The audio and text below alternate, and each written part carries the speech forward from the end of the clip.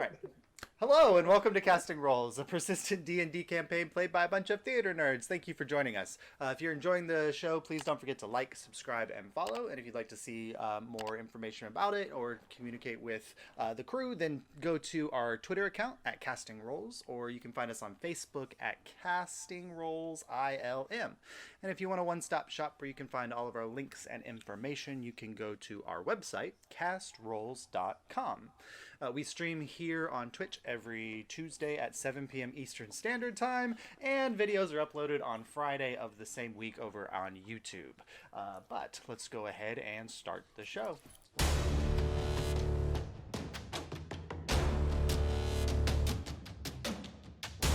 So ticket taker. There's going to be a noise. There has to be an excuse. Yep, that's true. All right, so ticket takers. After traveling through the Feywild and coming out in the realm of Mars Order, the Order of the Lycan, you spent a day with the group, and Mar was promoted to the rank of Ranger within the organization.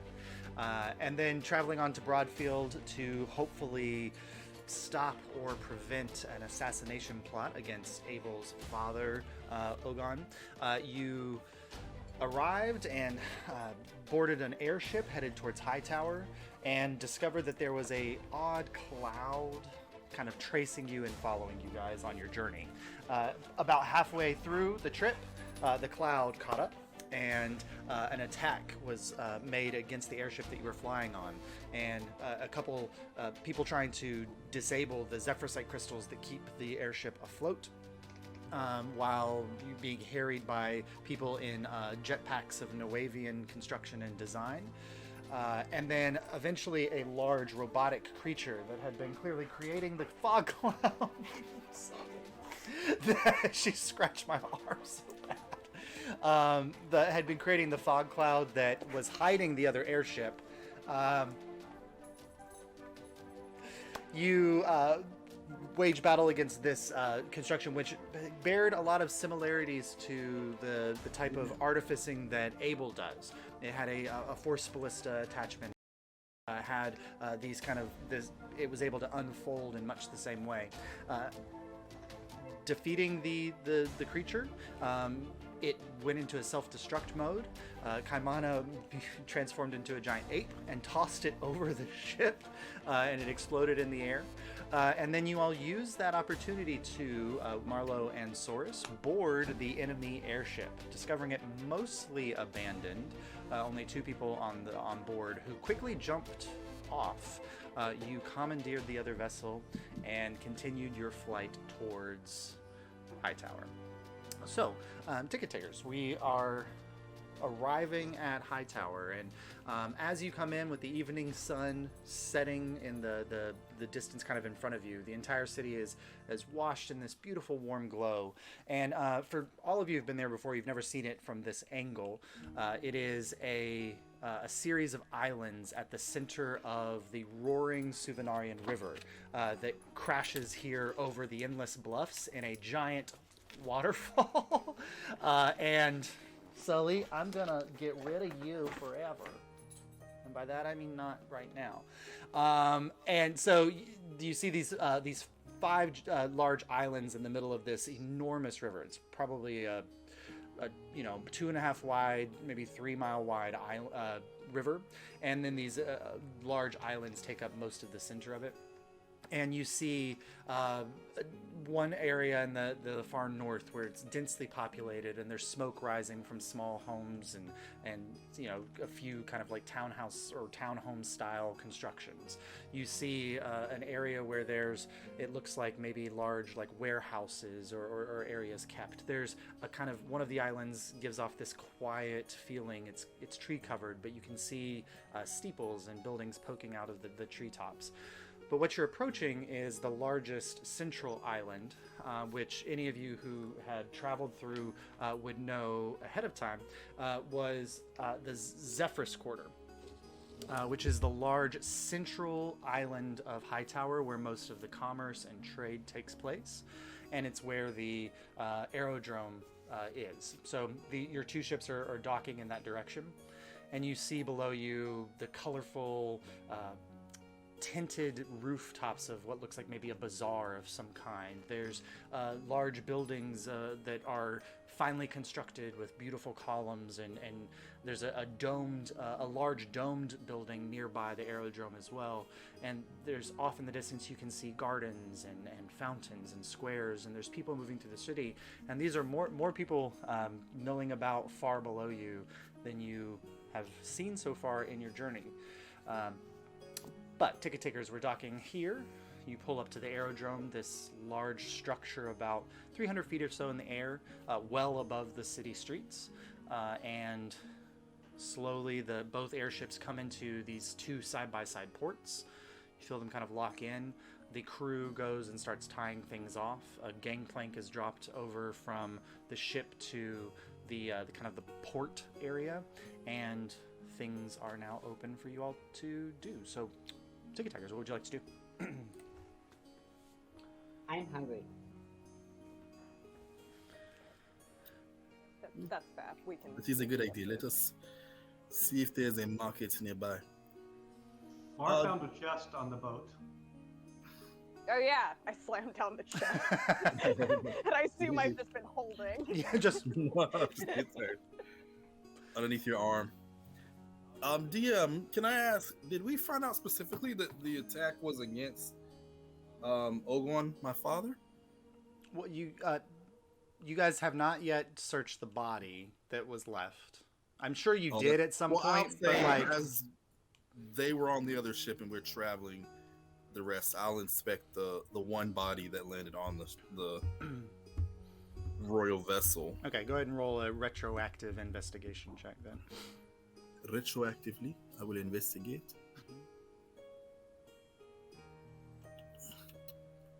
First, I must find my character sheet. I am very prepared today.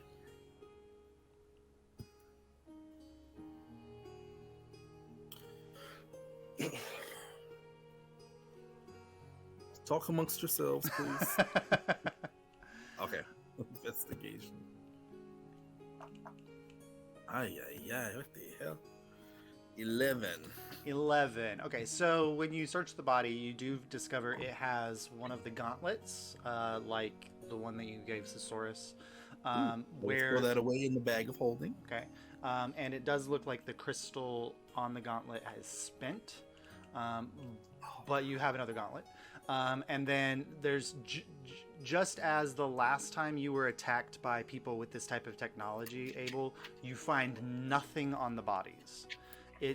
And the way that Ogon just described it to you was the idea that like these people are very clearly, they did not expect to survive this incursion, and so they didn't bring anything with them of value. The jetpack on this guy is also intact. Ooh. Whoa. Okay, how large is the jetpack? Will it fit inside of the bag of holding? It'll fit within this. I mean, yeah, it's cylindrical and kind of maybe like 1.5 feet, or it's not huge, but kind of just sat in the center of his back. So you could slide it into the bag of holding. Yeah. Well, can I say that the time that it took us to travel to Hightower, can I like fiddle with it and see how it works, what the mechanics and the power source and all that is? Yeah, go ahead and roll just an intelligence check and add your proficiency bonus to it. This is kind of like you as an artificer. I just want to give it to Kamana, and so he can fly in with his cape of the druid. Fly.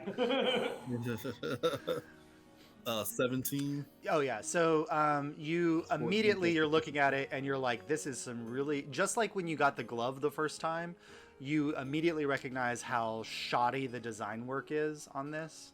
That it's like, while everything has this tinge of looking Nuavian, it does not have the same level of skill of actual Nuavian construction. And so you can kind of see all the way that it works. And actually kind of popping it apart, you do discover there are 2 Zephyrsite crystals on the inside. One is dark, and whatever magical energy was inside of it is gone, but there's one that's giving off a dim light that looks like these maybe are the 2 that were powering it. And once both of those were gone, it would no longer fly. But you do find a crystal on the inside. Can I ask a question? Yo. The Zephyrsite crystals that are no longer functional, can they be recharged at an air node? You know that Zephyrsite crystals are... They are a rock that has the ability to hold magical essence. And so Yeah. depending upon how they are cut, depending on the type of energy that's put within them, they can store a certain amount of magical energy, and then they can, through some kind of powering process or whatever, that magical energy can then be released. So it doesn't have to be an air node. You can put it a fire node. You can install any kind of energy into it. But Yes, of course, yes. yes. Okay. I want to pack everything up in the bag of holding. Okay. The 3 Zephyrsite crystals, the gauntlet, and the jetpack that I found. Good. And your tinkering check is passive enough that you would be able to open that. It's not a hard lock on the locked chest. So we'll also say that at some point you've unlocked the chest for Mar, and when you open it, so you find 5 charged crystals. Okay. They look like they were cut to power the jetpacks. There's a couple that look like they're cut to power the jetpacks, but you're also looking at them and thinking that you could easily cut them in the rough way that you can cut gems to fit the gauntlets to give. While we are in Hightower, we will look to find a jeweler with a more skilled hand of cutting. There's also gem. Penelope's panoply. Say that again. I didn't hear. There's Penelope's panoply. It's a magic shop. Oh yeah, yep. And you know, Source, that it's not actually far from the aerodrome. It's probably like a good 20-minute walk. Yeah, it's not too bad. It's part of the Sylph Bazaar. There are some other fun things there. Yeah. Like the confectionarium. I think Kaimana would like it there. Yeah. I just picture it like Willy Wonka. Very much so. At this point, Ogon approaches you all and says, well, it was quite an exciting journey. You all are free, of course, to go off and do whatever you need to do. We will be here a few days. I've got some business with the local Erekokren delegates, yes, within Hightower. And I think Darkan is doing a little work for the crown here as well. So we will be here for a few days. So if you are sticking around, don't forget to say goodbye before you leave. But otherwise, any kind of hugs, Abel, and... Of course. Would you know who we need to speak to about transferring ownership of the captured craft to us? He kind of looks over at Darkon, and he says, I heard them talking, and they wanted to do a little investigation. The ship looks Noavian in construction, and I feel there's some attempt to prove that it is not actual Noavia that has attacked a royal vessel of Alyria. But I'm not sure. They can borrow it for a little while. Yeah, it's not a Noavian ship, so I lay no claim. But I don't imagine that the Illyrians would be able to lay claim to it as well. And I'm not quite as versed with their laws on salvage rights. I know in Noavia, finders keepers is kind of how it goes. Public property easily transferable to other owners if it's not necessarily needed. I'll talk to Darkon about it. Don't stop up by maybe in the morning. If not, we can always press Alyria to make a royal declaration. And Alyria is over there at some point. Alyria, We all just look at Alyria. and she's there, and she's like, I don't know if I have the power to just bequeath you of a ship, but I'll see what I can do as well. Thank you. And where are you staying? So unfortunately, part of the reason that I'm here is as royal duties.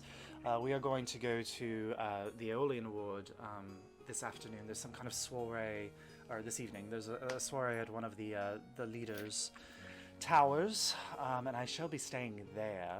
I'm afraid it is invite only, and I don't have a Oh, plus. thank I God. don't have a +1, so unfortunately, That is. yeah. I was actually asking my father where he would be staying. Oh, he's coming. Sorry. And Ogon goes, oh no, I as the ambassador for Noevia also will be going to this soiree. Okay. There are, I'm sure, very fine establishments here within the Zephyrus ward for you to stay at. If any of you are familiar with Hightower, there are some interesting places in this space, depending on the type of rest you want to have. Yes. I know of some places. Oh, that's right, Soris. I think you mentioned at one point that you were from Hightower. It's always nice to have somebody who's familiar with the landscape. The streets can be rather confusing. They had to build a lot of stuff in a very small space, so you can become a tangled mess of roads and pathways. Ronnie just turned invisible. That's like when you use the background feature, you can just like zoop, disappear, just like by getting too far away. I'm Batman. Just disappear into the night. All right. Are we? Okay. All right. Cool. I am a bit concerned about my father's safety. Does he have security? So just Is looking there- looking around the aerodrome, you notice immediately that like you guys are coming from Broadfield that had like the Andy Griffith version, and not even like the good Andy Griffith version, like the Barney Fife version of like local constabulary. Immediately you see like the aerodrome itself is it's a large kind of open surface. There's a central domed pillar in the middle. And you can see a few people up at the top in this like kind of glassed area of the dome that kind of are like, I guess maybe like the air traffic controller types. And then it's simply just like some piers that jut off the side. And it looks like maybe 7 or 8 airships could potentially dock here at any time. Right now there's only one other airship other than the 2 that you guys brought in. But at the point where each of these docks meets the central tower piece of this, you see 2 guards, heavily armed. They look very serious, and so around this thing, you imagine that there's 16 guards just on the aerodrome itself. So you could probably imagine that, as far as Hightower is concerned, it is a well-protected establishment. And Soris, you would know, just having grown up, having spent enough time here, that the ruling class of Hightower, the Air Cochrans, they have a militia of their own that they hire for the protection of the city. And at many points throughout its history, Hightower treated itself as if it was a separate kingdom almost from Alyria proper. And so they have their own military. They have their own airship squad, like flights. They are well prepared to defend themselves if they need to.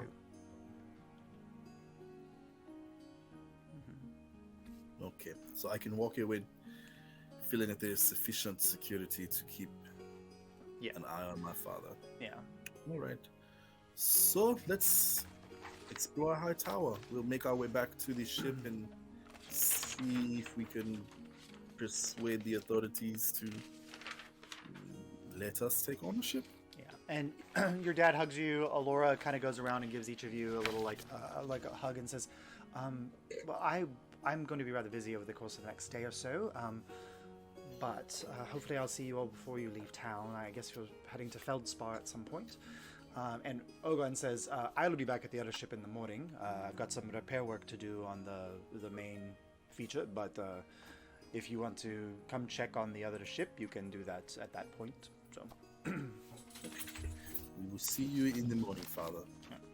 all right, and you say, oh, goodbye. And you head off the gangplank off of the main ship, and it's a little... For anybody who's a little afraid of heights, it's a little disquieting because you're walking across this, 10-foot wide gangplank, and on either side looking down, it is a solid 300-foot drop to the roads of the city that kind of surround it. And there's a wind blowing through here as the evening is beginning to settle into dusk. But then you get onto the main gangplank and you make your way through, and there's two large arched entrances that go into the main tower, and you kind of head in there, and it's this beautiful construction of wood and metal and glass. And at the center point, you see a platform, and there's a man kind of standing there, and he just, "Welcome to Hightower," and he guides you towards the platform. And once you're all there, and he checks to make sure that everybody is clear, he kind of pulls a lever, and the whole platform that you're on begins to sink down into the tower, and slowly you kind of go down the 300 feet, the 30 stories or so, down to the bottom of the tower, and it kind of crunks down into place. And there's only one exit out here. There's this very large, ornate, arched exit, and immediately you can hear the sounds of the street. You know, people walking and talking. You can hear horses clopping on the cobblestones. You can hear people yelling, maybe selling, barking their wares. And you can hear a voice kind of like right outside the main entrance yelling something relatively often. But you are now about to enter into Hightower proper. So you all make your way out the front door. Just so we know what the guy's yelling, somebody roll. Rob, you always have a dice on hand. Roll a d8 for me really quick. D8. Yeah. Roger that. 2. 2. Okay. So you, as you go out, like you kind of leave the shaded, towered structure. And immediately, like this, the late evening sun hits you, and the smells coming from the city and the streets, they all hit you. But right off to your right, you see a young man, and he's standing over what looks like maybe newspapers or like pamphlets of some kind, and he's shouting out news and information. And you hear him, "Hear ye? Get your news? Reported Vale incursions in Rhine-Garage, Shadow Vale and Blight Hold. Increasing in the last months. No word or action from the Crown as local communities and Radiant Legion members fight back against the demons and devils beyond the Vale." Oh, wait, till Kaimana get playing. And Mar, you would be distinct, like Blight Hold, immediately you would know what that is, just because of the Order's connection to the military. The Blight Hold is one of the largest encampments of the Radiant Legion. It's in the lowlands, and it guards an area of Alyria where the last great battle of the Subversion took place, and the land was blighted by the Vale. And it is the area where, when there have ever been attacks or incursions from the Vale, it's always happened there. So they've built this large military encampment there. Yeah. On the way down, I explained what an elevator is to Kaimana and others who might not have seen one. That there are a lot of them in Hightower because of the different levels, and how most of them are powered by water. Mm-hmm. Yep. To be able to, and counterbalanced. Yep. Because it's a high tower. Yeah. Yeah. Come on that one. Yeah. A lot of the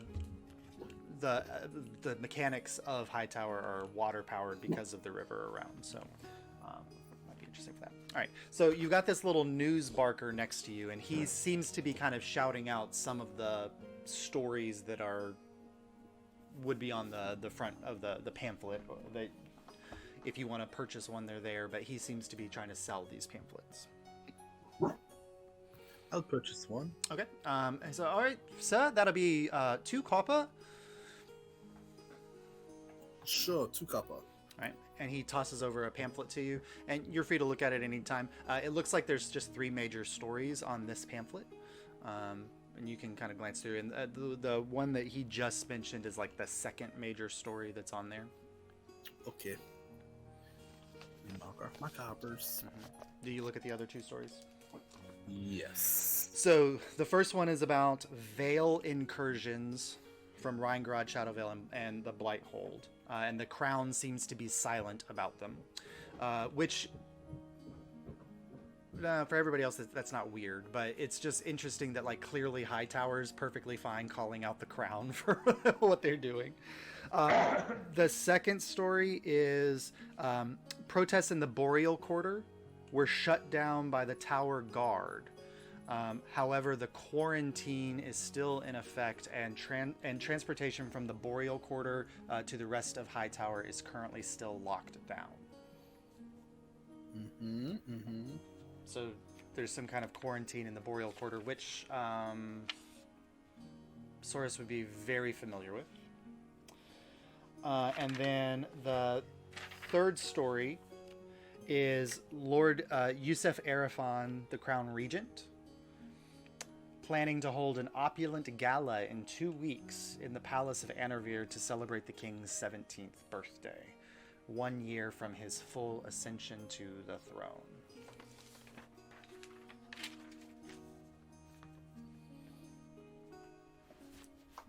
His name is Yusef Arafan. I'm just gonna ask you later. So. That's fine. If you got anything, you're like, what was that person's name again? I will happily send it to you. So he says, thank you so much, sir. And he goes back to yelling, and you see he kind of is alternating between one or two of the stories.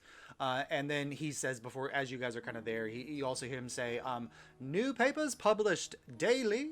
Stop by for another tomorrow. Get your latest news here. And he goes back to kind of barking the other stories. So, all right. Okay. So where y'all want to head off to? Where to first? I like that confectionery district I was hearing about. The confectionarium. Yes. Yes.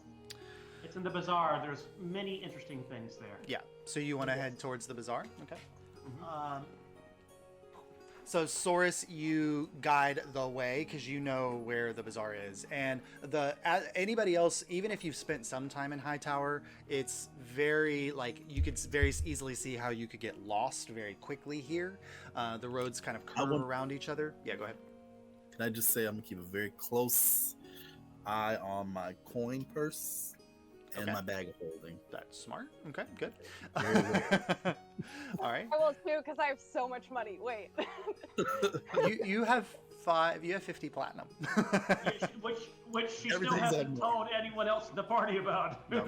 It comes up, like, if we're like, oh, we need money, like, I will say it. It just hasn't come up yet. It's not relevant. All right. So you guys, you make your way. Trust more. Yeah, you're winding through the streets, and there's people everywhere, and like this. Do I trust more? I don't know. I don't know. This area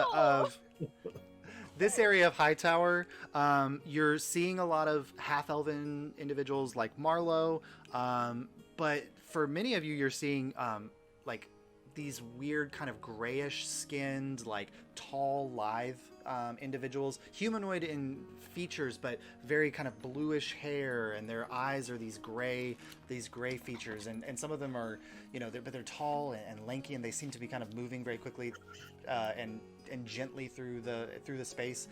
Saurus, you recognize them as Genasi, as Air Genasi make up one of the major population groups within Hightower.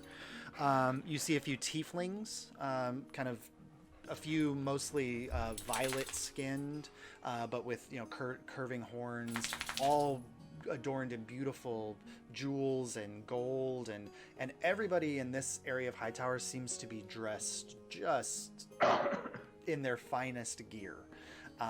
You guys might even feel a little bit out of kind of in your traveling garb, or your less than expensive of make. You might feel a little out of place, but you're not getting too many looks. It is probably the first time that many of you have seen this. At one point, as you're walking through the streets, you see some creatures flying through the air, and you're looking up, and you see that they're humanoid in shape and design, and they're Aarakocra, who are the founders of Hightower and kind of the main. They're as a ruling class, the Aarakocra are relatively in charge of this, and they do not walk the streets. They are flying above the streets around you. But there's all this sound and noise, and you can hear distant music, and there's shops on either side selling all kinds of different things. But Saurus is guiding you, and you are heading deeper. Oh, actually, the Aarakocra of Hightower are... some of them have very like eagle-like features, like brownish tallow fur, or not fur, feathers with white heads. But there's a whole other sect of Aarakocra that live in Hightower who are a little bit larger, and they have osprey like coloring and design, and they're a little bit bigger than the eagle-like ones. But you guys are walking through it, and Saurus is guiding you, and you almost feel like you're kind of circling and like, but you feel like you're circling in a wide circle towards the center of town.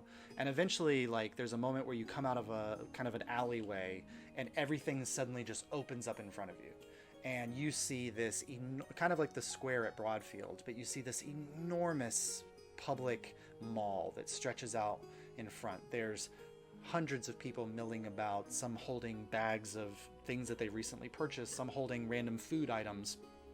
And then at the whole center of this mall, you see dozens upon dozens upon dozens of winding stalls with colorful red and green and blue and pink and purple and striped banners on the top providing shade.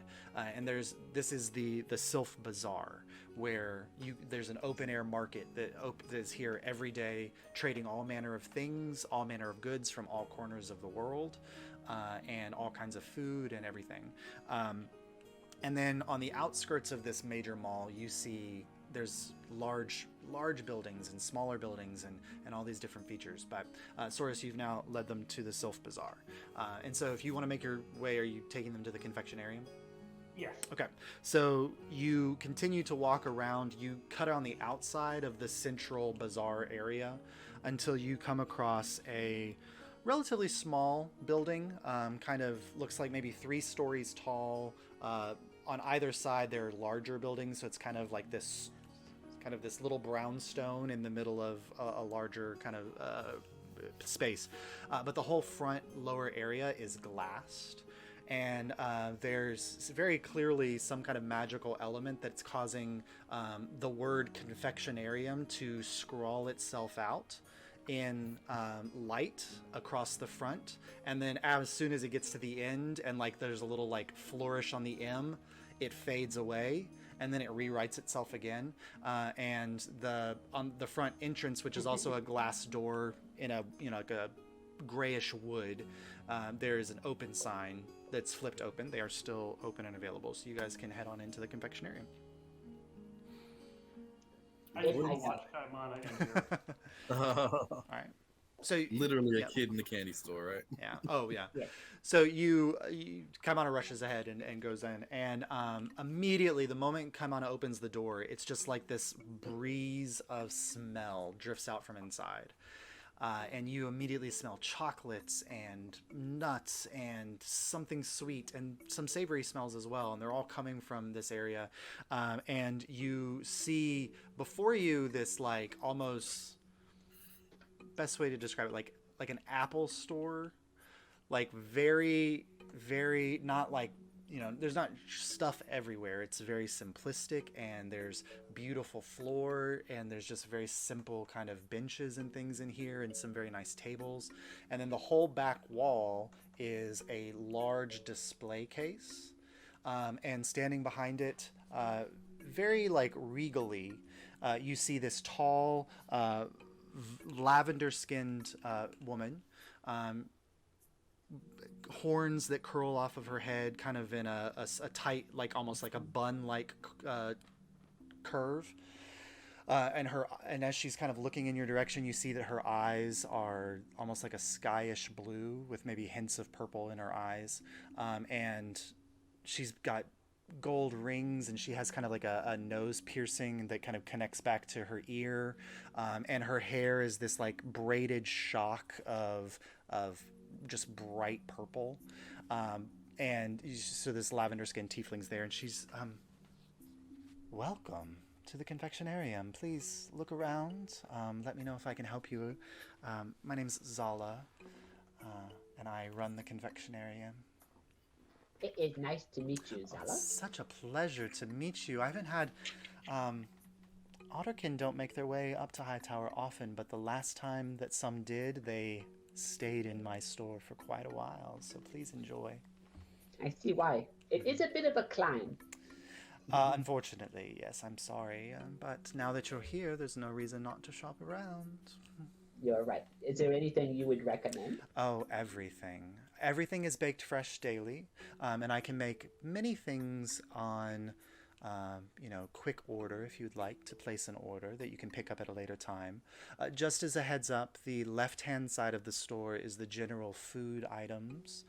The right-hand side of the store is my other passion. They are my magical confectionaries. Able drifts that way.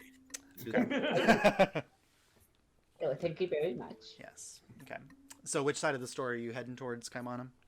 The magic one. Okay, you guys head to the magic one. Anybody else? Like, so I imagine everybody's kind of drifting over to the magic side, and everything is like, so you can kind of see like the central display case. This store is probably 25 feet wide or so. So there's a 12-foot case that's the food side, and she kind of drifts over to the right-hand side with you, and she moves in such like a smooth manner. She carries herself like it almost as if she's floating behind the thing. She could be, you don't know, but it looks like she's just kind of floating there. And she kind of sidles over and she says, this part's relatively new. I've been working on these formulas for quite some time, but these are magical confections, meaning that many of them will give you a magical effect or boost upon eating them. So you're free to look around. They are organized by price. The owner's name is Zala. I was hoping you would just like ease it into your narration. Yes, she would totally talk about herself like that. No. So she says they're organized in price. You can find some here, and she kind of motions in one direction. These range around 10 gold, and all the way up to, and she directs you to the far side. This she points to just 3 little confections on the side over here. These are 500 gold. And you see like the ones that she motioned to that are 10 gold, you see these small little, maybe like orbs like this, shiny white, some kind of candy coated substance of some kind. And next to those, you see what looks like some kind of peanut brittle that is glowing in the light from outside. You see like these little candy coated, maybe look like nuts or almonds next to that, but every now and then one of them like flips out of the container and then lands back in the container. And like going down the line, there's just a whole smorgasbord of things there. And so she says, the easiest thing might be to say, like, how much are you willing to spend and what can I recommend? What can you recommend? Saurus, Yes, Kaimana?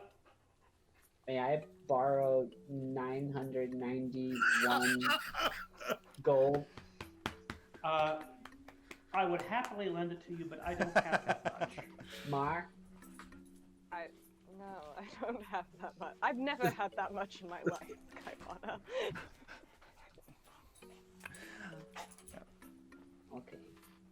One day when we get that much money, we'll come back and we'll spend it. Okay. All right. And I give everything in the store. Kaimana 10 gold and 1 platinum. okay, so you have 20 gold now, Kaimana, that you can spend around. And if you're looking in the range, you can see that like in front of each little container, and some of the containers are overflowing with objects, and some of them only have 1 or 2. So you can imagine that there's limited supplies or quantities of many of these items. In the 10 to, let's say, 50 gold range, you're seeing there's one called a Guided Gobstopper. There's Blessed Brittle, a Jumping Jujube, a Fleetfoot Fudge, a Laffy Taffy, a Featherlight fruit slice, and a lucky lemon drop, a toughen up truffle, and a meditative marzipan. Any of those sound interesting to you, Kaimana? All of them. Okay. So she says, I see. I mean, you're checking all of these out. They're very nice. She kind of points and she says, if you ever need like a little assistance, maybe performing a task a little better, I highly recommend the guidance gobstoppers. And she kind of points, and there's probably 6 or 7 of these in a little jar, and they're the candy that had like kind of the white coated candy shells. She says, as long as those last, you get a little bit of boost to kind of what you're doing. It provides the effects of the guidance spell to anybody eating it for 5 minutes. And she says, or, you know, if you find yourself in perhaps a different predicament, you know, fighting off, you know, doing a little hunting, or perhaps rock climbing, and you need to make sure that you're safely climbing those walls, and you need that type of protection. She points to the blessed brittle, and she says this one provides you with a little bit of bonus to your abilities as well, just depending which type of bonus you'd like. And that provides the bless spell on you. So you get to add a d4 to attack rolls or saving throws for 1 minute. I don't have that ability. And you kind of gather, like the jumping jujube allows you to jump farther. The Fleetfoot Fudge makes you faster. The Laffy Taffy, and she points to Laffy Taffy and she says, now if none of you know how to cast spells, this one might be a little fun. It gives you access to a spell that can cause your enemies to collapse in laughter, so they can't fight back. And it allows you to cast hideous laughter. Or if, you know, you're planning to jump off the side of the cliffs, she points to the Featherlight fruit slices, and she says, this one will slow your descent in the event that you're falling. My personal favorite is these, but I only have a couple left. They are the lucky lemon drops. Sometimes when things don't go your way, they have a way of making it go a little better for you. I will give Saurus his money back. And I will say, I'm sorry, but the temptation would be too great. I would just eat these when I didn't need them. Oh. Little guy. She says, well, and if you don't want something magical, of course, there's all of the food items are absolutely delicious as well. Yes, I will shop those, but Okay. Saurus, I think you should get something useful. All right. Anybody want to purchase some magical confections? Yeah, I'll get 3 of the whatever the guidance one is, because if I have to talk to people, I'm thinking if I ever have to talk to someone and convince them of Oh, something, yeah, that's it's gonna be ability where score. I gotta use that. Yeah, Yeah. I can see Mar going, hang on one second. Yep. That It's like it's a breath lozenge. Yeah. And it would affect charisma checks because it is an ability check, so that would work. So so she says, okay. Wait, and if I have to climb something? Oh, this will be great. Yeah. So she says that will be let's see, for purchase 3, that will be 25 gold. And the effect lasts as long as the gobstopper itself lasts. If you've ever had a gobstopper before, they, you know, depending on how quickly you work your way through it, probably around 5 minutes or so. Do you pass over the 25 gold? Anyone else? And she looks over in Kaimana's direction and she says, you just let me know what you'd like a free sample of. And you're looking at this wide range of any confection you can possibly imagine. Ooh. For the laughter. The Laffy Taffy? Laffy Taffy. Mm-hmm. Do you have to consume it, or does the person have to consume it? You consume it and you can cast. Yeah, you eat it, and it laughter. allows you to cast Hideous Laughter. It allows one casting of Hideous Laughter. I don't want that one. I do think I can cast guidance, but I don't have it prepared. There was the one you said before, Laffy Taffy. I'm trying to remember what it was. There's one thing. So before Laffy Taffy, there was the one, the Fleetfoot. It gives you the effects of Expeditious Retreat. Oh. And then the Jumping Jujubes give the jump spell, and then Blessed Brittle allows Bless on yourself.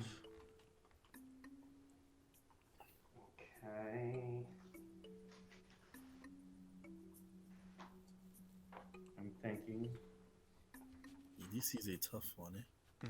And each of these, it looks like she's got about 5 of each of these there. So Mar bought out a majority of the guidance gobstoppers. Can I get 2 of the guidance, I think? You're going to buy out the rest of the guidance? Okay, so she says, all right, Yeah. that will be, let's see, 25. That'll be 13 gold for you. That's it? For 2. Oh, no, sorry, 15 gold for you for 2. Mar got a little bit of a discount because of she bought 3. So Fair. Oh. What level are we now? you have 5. Okay. I think I forgot to upgrade something. And can I get 2 of the Blessed Brittle? Yes, Blessed Brittle, that'll be 30 gold for 2. Are you saying 30 or 13? 30. Oh dear. It's a little bit more powerful than the guidance spell, so it's a little bit more expensive. I can get it for you, Yeah. Abel, if you want. I don't want to. How much is the? I'm also willing to trade if you have anything interesting to trade. I'm happy to evaluate, especially anything with magical properties. I'm always looking for them. How much would you value a Zephyrsite crystal? She kind of, oh no! Kaimana is like in the food over there, like he's just disappearing into the food. That's what's happening. No, Yeah. jumping into vats of popcorn. Oh, does she have popcorn? Yes, she has popcorn. This is so hard to listen to. She has the rainbow colored popcorn. Oh, she has all. Yeah, absolutely. Okay. So she's a Zephyrsite crystal.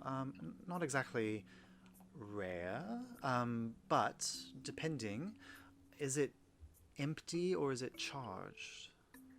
It is empty, free for you to charge it with whatever magical essence you prefer.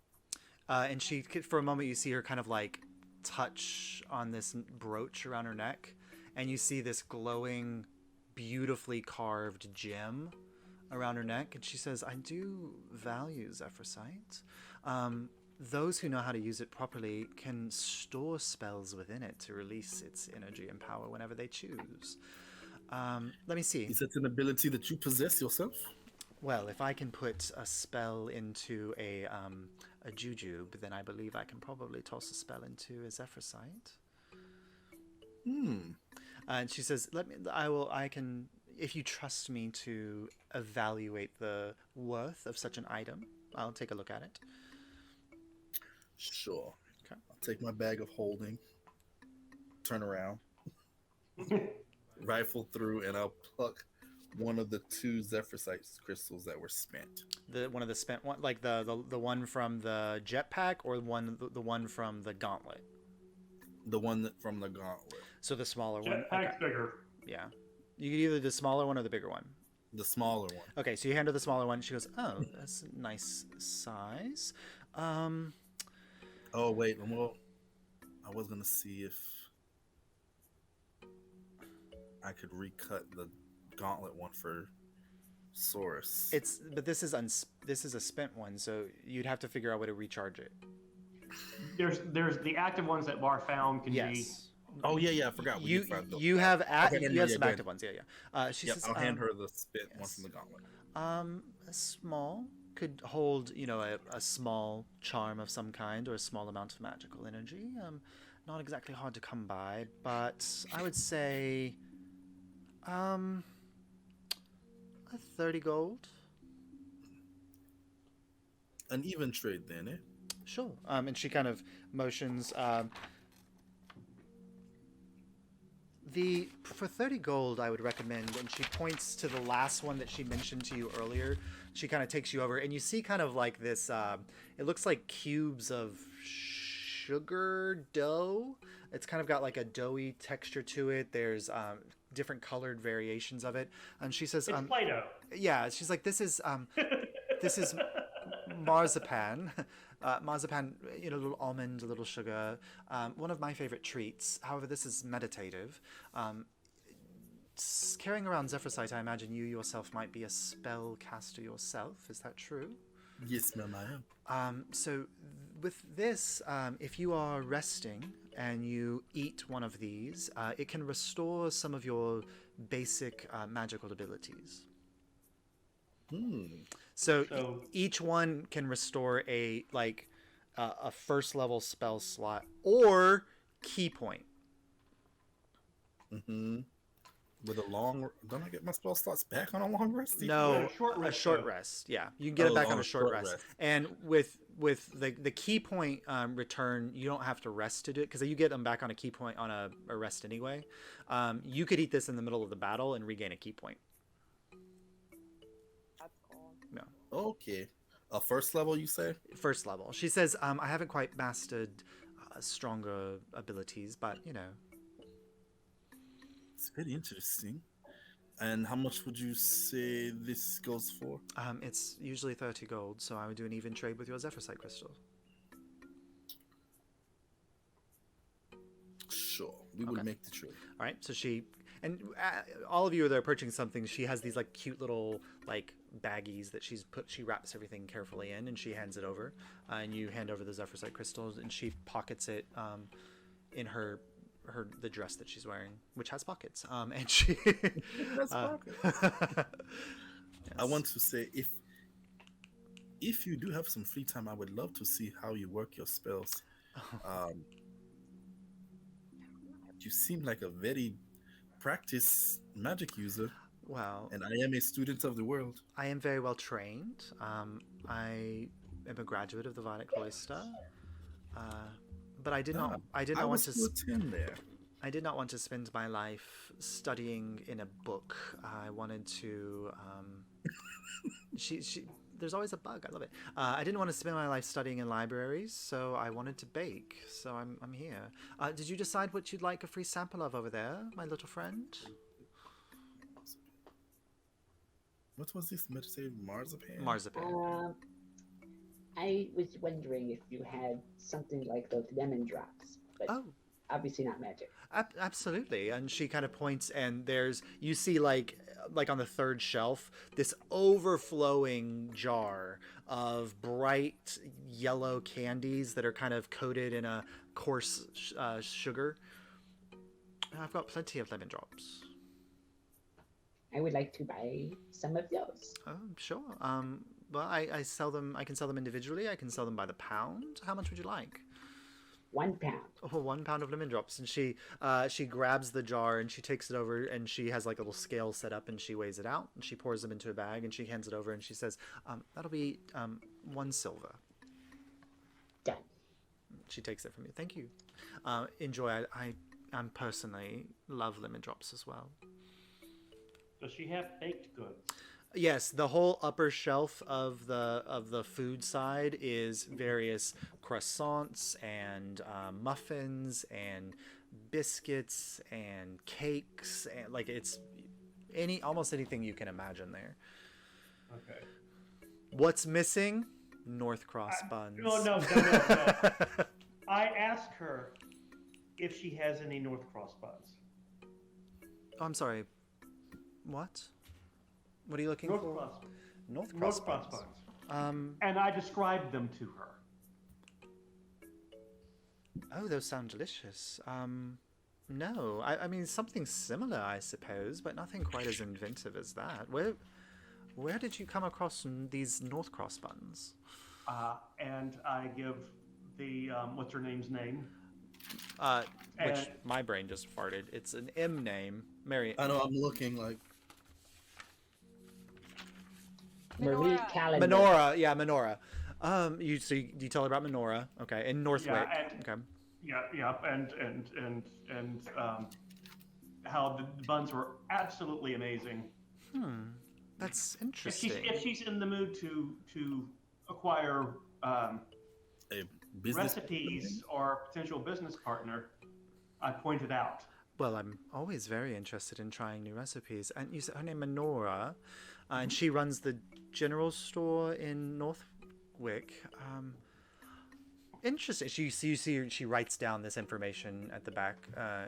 She says, the closest thing I have is I'm quite partial to croissants, and I do various, flavored croissants, but those sound I will quite... take a croissant then. Okay, she has some that are dusted in nuts, like almond or pistachio croissants. She has chocolate, and she has just kind of plain butter croissants. Oh, chocolate. Okay, so she wraps one up. She hands it over your way. 2 copper. All right. I want to get a few nut dusted croissants, maybe 5. Do you want 5. pistachio or almond? Do 6, 3 of each. Okay, you get 3 of each. A little bit more than just the chocolate one, so 3. She says that's 1.5 silver. Okay. And do you have any mixed nuts? Oh, maybe toasted nuts, things like that. Yes, and she kind of points back, kind of to the side of the main area. You see that there are a few like almost like self-serve type things, and she says the baggies are the small baggie you can fill up with your choice for 5 copper. The larger baggie is 1 silver, but you can fill up with whatever. And you see that there's a mixture of different kinds of nuts and like candied fruits, so you can make basically like your own trail mix. Okay, so I want the large bag. Okay, so you fill that up, so that's 1 silver. All right, anybody else for food, for magic for magic confectionaries? This is rations, I guess I'll mark it as. By the way, It's I asked trail her mix. for Northwick buns. Yeah. And then gave her Menora's. I truly was gonna do the same thing. I was listening and going like, yes. You guys are gonna make Menora like soup. You're gonna make her famous. I want to put her on the throne. Yeah. That's my goal. And she's leaving her deadbeat husband. At some point, I'll send you all the because you've been in here long enough that you can see the full menu of items that she makes. And so, if at any point in time you come back to Hightower or you realize that there's something that you like, I'll send you the full menu of magical confections that she can produce. So you'll have access to that as well. All right. If we're wrapped up here, I think we should go to Penelope's next. Oh, Penelope, I love her. A little eccentric, but definitely worth visiting. Are you guys you're looking for some magical items? We're in the adventuring trade. Really? Adventuring? That's not something that you hear a lot of people doing. Of course, there's the the adventuring college here in Hightower, where of course the greatest adventurers are being trained. But What is that called? For that. I'm sorry, what? What is the adventuring college? Oh, well, so I would say probably about a year ago or so, one of the upper crust folk in the Aeolian ward opened a college geared towards training people to be not just warriors, but adventurers, to go off into the world and kind of deal with issues. And of course, she... being from the Aeolian ward, they only accept the greatest to join, so... We're founding members of the Adventurers Guild, a recognized guild by the Crown. Oh, I think I saw that in the papers just a few days ago. Yes, we are the ticket takers. The ticket takers. I'll remember the name. But you say you're recognized by the Crown. You should have said something. We often give Crown discounts. Well, next time, eh? Yes, and do acknowledge it to Penelope. She does often commissioned work for the Crown and for the leaders here in Hightower, so she might be willing to give you a little bit off on something. Thank you for your time. Thank you. And Thank you, yes. Zala. Zala, and she kind of bows, and she goes back to, she's kind of just behind the counter waiting for another customer to come in. All right, so you head out the doors, and you were in there for a little while, and the sun still hasn't fully set, but it's kind of at that level where it's right at the horizon where everything's reddish and twilight growing up. And at this point, like all of the lights in the bazaar have come on, and you just see hundreds of dangling lanterns, and there's beautiful the torches and things all over the place, and there's and there are these tall city lights that are they're kind of clicking on, and you assume maybe magically or mechanically in some way, all along down the thoroughfare. But now this area is being kind of lit by this not natural light, and you make your way down, and you pass by the largest building in the bazaar. Is this enormous square-shaped domed construction, which Marlowe is the Cursal, the local casino. And you walk past that, and you can see like two large Minotaur guys standing out front, kind of as bouncers protecting the space. And as well-dressed individuals are going into the casino, and it's brightly lit, and you can hear music blaring from inside, and it's it seems like this really fun space. And you pass past that, and down a few more doors, you come to a much larger building than the confectionarium was, and you see this ornately transcribed sign over the front that says Penelope's Panoply, and there's it has these beautiful glass windows, but the glass is all fogged over, and there's this gentle glow coming from the inside. Everything is very like mahogany wood on the outside, and very clean and beautiful, and very expensive looking, but you are all free to enter in. And when you come in, the front door, you hear this light chiming sound that kind of rings through the whole building. And when you walk in, it has like almost like the feeling of like a high-class bookstore. Like all of the sounds from outside are muffled, and everything is warm and wooden.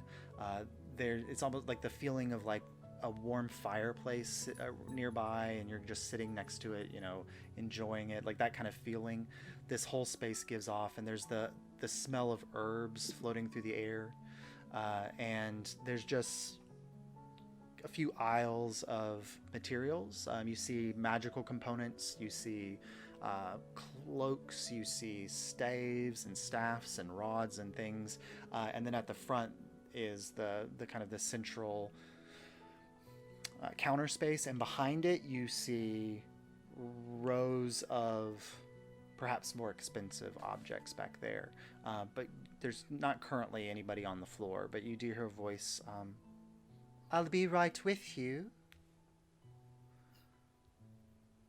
Thank you. To just peruse around and see if there's anything interesting. Okay. I'm just looking around, and as you're looking around, a woman appears from the back, and she is, for anybody who's never met her before, would be like, she's kind of shocking. She is tall, elven in nature, but unlike elves like that you are probably familiar with seeing, her hair is reddish and golden, and it gives almost the impression of like the changing colors of fall leaves. Her skin is a light orangish yellow, and she's wearing these kind of leaves on a dress, and everything about her kind of gives off this impression. But the moment you see her, you see this almost like shift and change, and her skin goes greenish, and her hair shifts, and it looks almost like flowers are blooming in the coloration of her hair, and her eyes change to like a bright blue, and she kind of says, "Oh, thank you for coming to Penelope's. I'm Penelope. What can I help you with today?" She's pretty. You said she's pretty? Oh, thank you. Yes, we are here to see what you may have to offer at your establishment. We are members of a new adventuring guild recognized by the Crown, and wanted to see if maybe you had some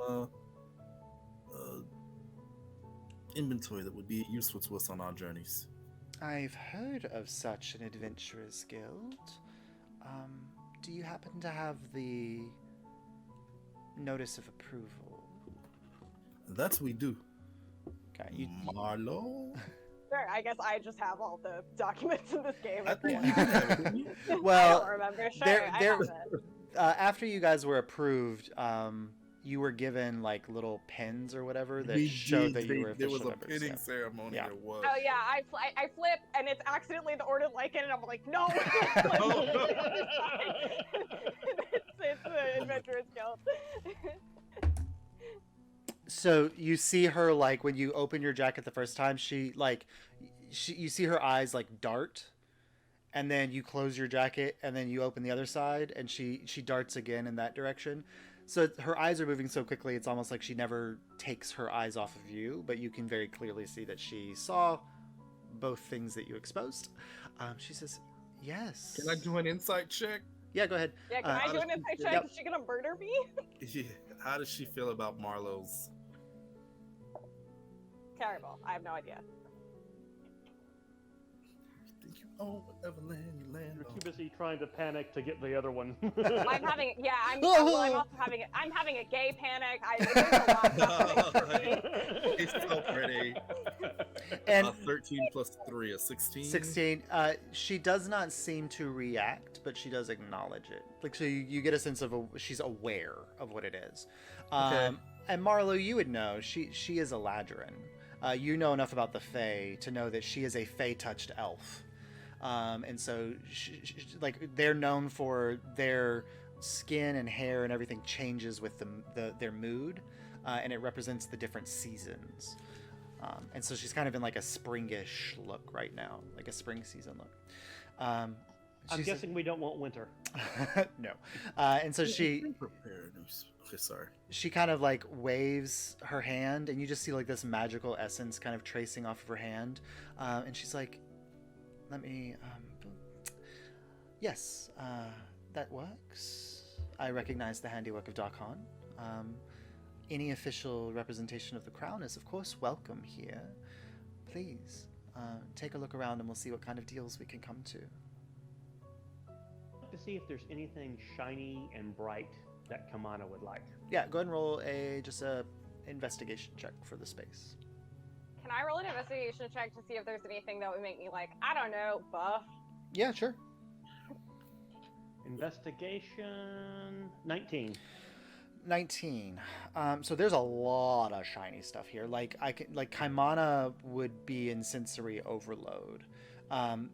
Aside, like there's a whole section on one side that's all herbs, and you get the impression that she's probably, in addition to being some kind of magical enchanter or practitioner in that way, she's also clearly an herbalist. But there are like beautiful flowers over there that can catch your glimpse. In the kind of the center aisle where all of the magical components are kept, there's all kinds of different like crushed up gems and like little dazzling bits of metal and those types of things. All of the objects behind her, there's different like shiny pieces of metal and objects that are all catching the light. There's a lot in here that you could potentially... Basically something like a small drift globe or something like that. Oh, okay. So the closest thing that you probably find like out in the open, not behind the counter, you do find like there's a section where there's just ranges of gems. Like right in front, like not behind the counter, and she kind of leans and says, "Oh, those are spell gems. They're quite useful. I've got 2 varieties." And she kind of you notice that there's 2 different colors. Some of them are like this really shiny bluish, like lapis type, and then the others are like this really bright shiny, but almost like absorbing all the light around them, like onyx ones as well. What do these do? They are each empowered with one of my spells or abilities, and you can use them whenever you like, and then you have access, if you are yourself a spellcaster, you can also put a spell into them at the same strength level. So you can use it. It's basically a spell gem. It allows you to store and release magical abilities. Okay. Will it only carry one spell at a time? It unfortunately only Or carries one spell at a casting of time. spell? However, it's very useful because, for instance, and she kind of looks at you, Kaimana, and she says, "My druid friend." And you see her waving, like she's waving her hand in the air, and you can just see, like, every time she kind of waves her hand, there's like this trace of magic that kind of comes off of her fingertips. For instance, my druid friend, perhaps, and she does something, and you see a flower bloom in her hand. Perhaps you know druidcraft. It's a spell that's very, and she hands it over towards you, Kaimana, this flower, and she says, it's a spell that many druids know. Not something that others so easily are able to cast, but if you were to empower one of these, and she points to the onyx stone, if you were to empower one of these with that spell, you could give it to your... And she looks at you for a second, Mar, and she...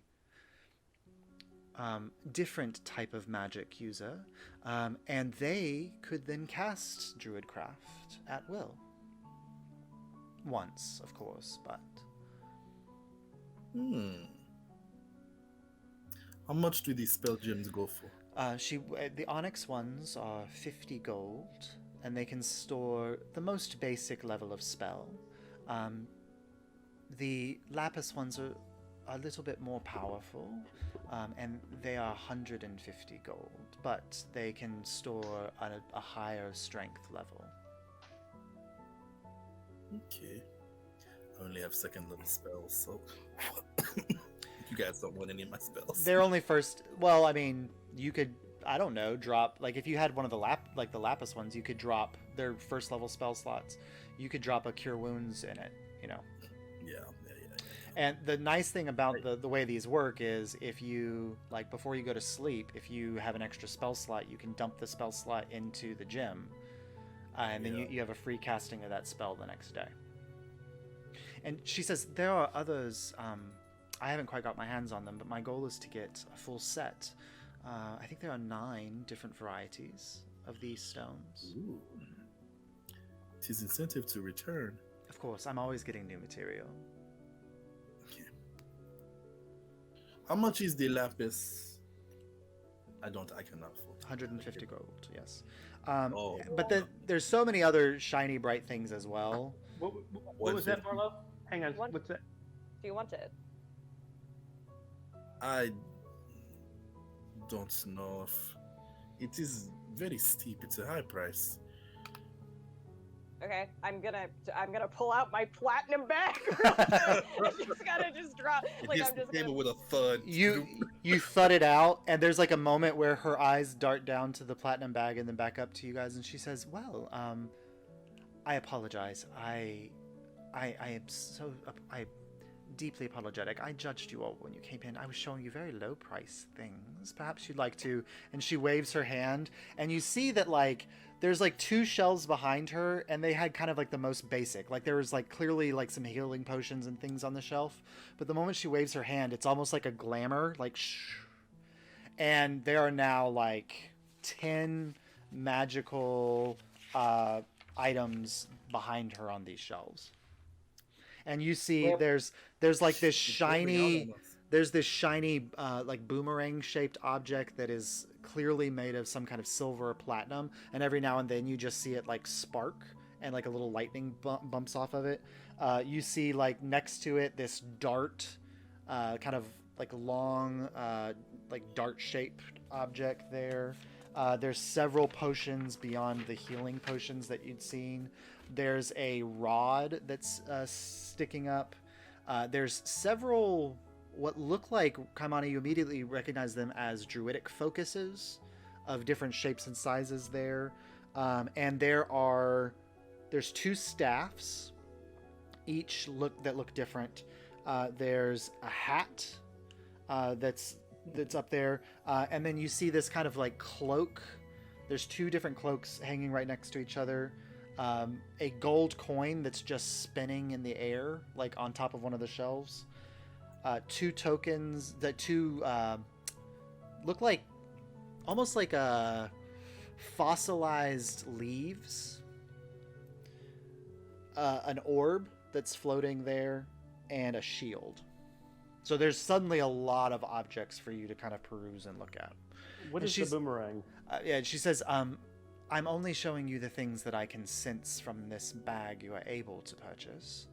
But the boomerang, and she reaches and she grabs and she pulls it down and she says, one of my favorite objects, and she kind of holds it out towards you and offers you to take it. You grab it.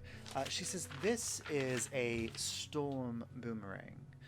It is empowered by a elemental air node. So just as a little caveat, the magic abilities within it only work once, but can be recharged. You can throw this at an object. It has an added ability to hit that object, and as long as it is charged with the power from the elemental node, it does a substantial amount of damage in lightning form. What about the orb? The orb is... Hollow is all about lightning. Yeah. Let me pull up, because it was long enough that I did not write its full description. And so she grabs the orb that's floating there, and she kind of she holds it, and it floats above her palm. And she says, this is an orb of time. It's probably more utility than it is use, depending on what you're planning on doing. This will let you know the time of day. So if you're planning on going underground, perhaps, and you see her kind of like, she waves over it and says a word, and you see it kind of activate, and like you see almost like a sun and a moon suddenly appear inside the orb, and they slowly begin to spin around each other, and the moon kind of slowly looks like it's rising up as the sun slowly is descending. She says, as you can see, it's about time for nightfall. But it can tell you that. It also has an ability, even if you're not on this plane of existence, can give you a sense of what time it is on the material plane. Might come in handy if we ever went back to the Feywild. Oh, it would be very useful in the Feywild. That's actually why I have mine. When I'm visiting family, I like to keep track of the time. I believe I can make that as an infusion. Oh, are you an I don't say that to her. I was going to say, are you an artificer? I don't want to burn bridges. I want to ask her some questions. So. I would, and she looks over in your direction, Abel, and she does say, as much as I would love to part with such an object, your artificer friend should have the skills to develop something similar. The spinning coin. Oh, this is very nice. And she grabs it, and she says, again, a utility object, and she hands it over. If you've ever heard the concept of tossing a coin into a hole to kind of hear how deep the hole is, this is that. But part of the difficulty of perhaps if you're going underground is that the hole that you're throwing it in might be so deep you don't actually hear the coin hit the bottom. As long as the hole is less than 1,000 feet deep, this object, when dropped, will make a ringing sound when it hits the bottom, so you can know exactly how deep or safe such an endeavor might be if you were to travel that way. Interesting. And it just sits there and spins on its own.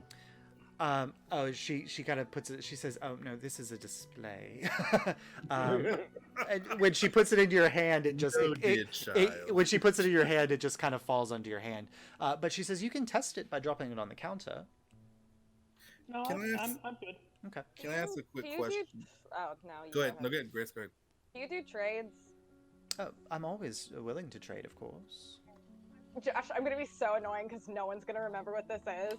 I stole bracers from a barbarian that was with Soren way back when, so I'm gonna pull those out. They had like runes on them, so I assume they might be magical. They did. I thought, did we give those? Are those the bracers of the dancer that you gave to Saurus? Does Saurus have those? Yep. Is that correct? Okay, Yes. then never mind. Okay. I'm going through and making sure I don't have anything else here. Yeah. Because I have so much. We've got like Hydra sacks. The plant Hydra sacks. That's true. You do. We never Yeah. did anything with. I know. I wrote down. I took 5 of them, and Yeah. I know like One of them, yeah. She says, I'm always interested in magical objects or magical items. I'm also very much more an herbalist than an enchanter.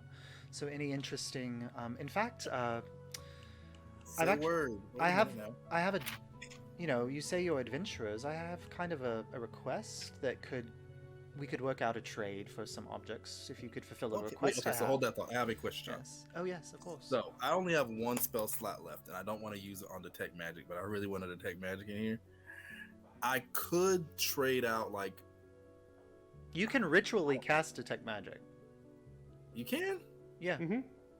Hot damn, and that doesn't use a spell slot. No, not if you ritually cast it. Now she might be a little I'll play wondering. this game. She might be wondering why you're casting a spell in the middle of her. She would. I don't think it would be that offensive for. I would ask first. I'll politely ask then. Okay, go ahead, continue. Oh yes. Well, if you would like. And she points. She says, "All of this is magical." And she all the objects behind her are magical. And she says many of the things out there are as well, but these are the real magic items. Are you saying anything that interests you, Kaimana? No, not really. I'll Kaimana, plant Well, pot. Kaimana, Well- I will say the 2 staffs might catch your attention, because as you're looking at them, every now and then one of them, like, a flower blooms out of the side of it. Oh. And, like, another one, like, flowers are constantly seemingly popping out of this staff. And the other one, there's an object that's sitting on top of it that's slowly spinning. And she kind of it moves these out of the way to grab something, and when she moves it, the object just stays spinning on top of the staff as she moves it. So those might catch your attention, but Come on, do you still have like the dragon staff? Yes. Okay. There was one thing that caught my eye. yes, what's that? Mar, where was all that platinum in the candy store? It didn't seem to come up at the time. I was gonna use them as like party funds for like, no offense, like important things. So I was more, Well, No, go back. We can go back. Kind No, of. yeah, If you really no, want to no. go back, We will no. surely make no, another it's trip. fine. It's fine. So it's like I didn't just come up with like it just appeared in my bag overnight. So I was just like I thought we'd all use it together. This is the bag from Goodfellow. Yes, Good fellow gave it to us. he's a good fellow. she leans forward. guess. She says, "Did you say good fellow?" Oh my god, I feel like I don't need to be in public. We It is a not. You mentioned that you may have a request of us. This was a request made by a friend that we met You a few days ago. you have entered into a friendship with Robin Goodfellow. I never said his name was Robin. Well, 'cause somebody if talking it's- about if it's bad, then we didn't do that. somebody talking about platinum magically appearing in their bag and mentioning a good fellow. It's quite obvious. I could smell the Fae on you when you walked in the door. Oh. Will that wash off? It might That's take cool. as long as she's wearing that ring, probably not. I What can is the take ring it do off. again? Why do we have so much stuff? Track of all this stuff. I mean, I can take the ring off. It just, it felt like. The ring is someone had just to a wear it. countdown, right? The ring just counts down. It just counts down, yeah. But it was made by Robin Goodfellow. Was that? She says, so I would love to be as helpful as quite possible. Are you looking for things to aid you in fighting? You are adventurers, or are you just looking for things that are just kind of fun? We are adventurers. We anticipate there may be trouble in the near future. Yeah. She says, We've been attacked several times, so of course, the healing potions. I've got one potion of climbing that might be useful. the spell gems, of course, the boomerang, this, and she kind of points to the dart. She says this is also charged with elemental energy as well. It's very interesting. You can release it and it will hit whatever you want it to hit. It has the opportunity to potentially miss, but you can throw this and it will hit somebody around a corner or on the opposite side of a room. Ooh, And it does might be good extended for damage. a monk. No? And then she points to the rod and she says, this would be really useful if you get attacked, and you have the ability to kind of harm those who attack you in return. And then the most expensive item is this shield. It allows you kind of bonuses on spotting things or noticing things around you, but it tends to give you a little bit of bonus when you are trying to act before others. Oh, initiative. Oh. But I'll ask her, do you mind if I just investigate the types of magic? Yes, I'm sure. And she kind of, with your detect magic, you get the sense that there's some heavy abjuration magic coming from the shield and the rod, and the dart and the boomerang are both giving off heavy evocation magic. Okay. Pass off my 3 seed pods that I harvested from that session 0. I think that dire wolf. Can I pass them off to her and be like, dude, is this anything? She grabs them. She says, Buy my trash. It was magical. these are quite interesting. They look like fey flowers, but they're different in some way. Can you explain where you got this? They were on magical creatures or maybe corrupted creatures. We don't really know what they do. I mean, it might be bad. I'm just gonna warn you right now. And she's kind of looking over it and she's kind of glancing. She says, they're definitely corrupted in some way. I can't say how much they would be worth, but just in the sense of I would be willing to, and they've seemed like something interesting worth investigating. I could give you... And I know. I could give you 20 gold for them. That's fine. Okay. She passes off the 20 gold to you.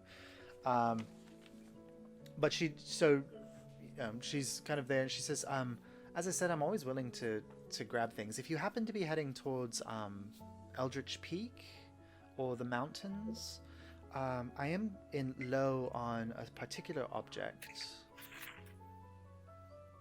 If you happen to be going that way. We will be heading towards Feldspar at some point, so we Oh. will be passing near the mountains. Yeah, so you should probably have to travel through Eldritch Peak in order to get to Feldspar. In the mines, which it can sometimes be difficult to gain access to because the Eldritch Peak authorities kind of are very secretive about their mining operations, there are a specific type of stone called a lunar stone. I'm running low. I could pay you around... if you could get me half a pound of them, I could probably pay you 500 gold. Yes, we would do it. Here we can... Or even trade of worth to that, of course. There's also there's a type of lichen that grows there called the jewel wart. I use that in several of my spells, and also in some potion crafting. I would also be willing. That's a little bit easier to get your hands on. A pound of that, I would give 50 gold per pound. I just haven't been able to get to the peak in quite a while. They're building a tram system between the peak and Hightower, but it's not open yet. They're running into some issues. I've been kind of waiting on that so I could make the journey myself. But if somebody's going, then always willing to trade.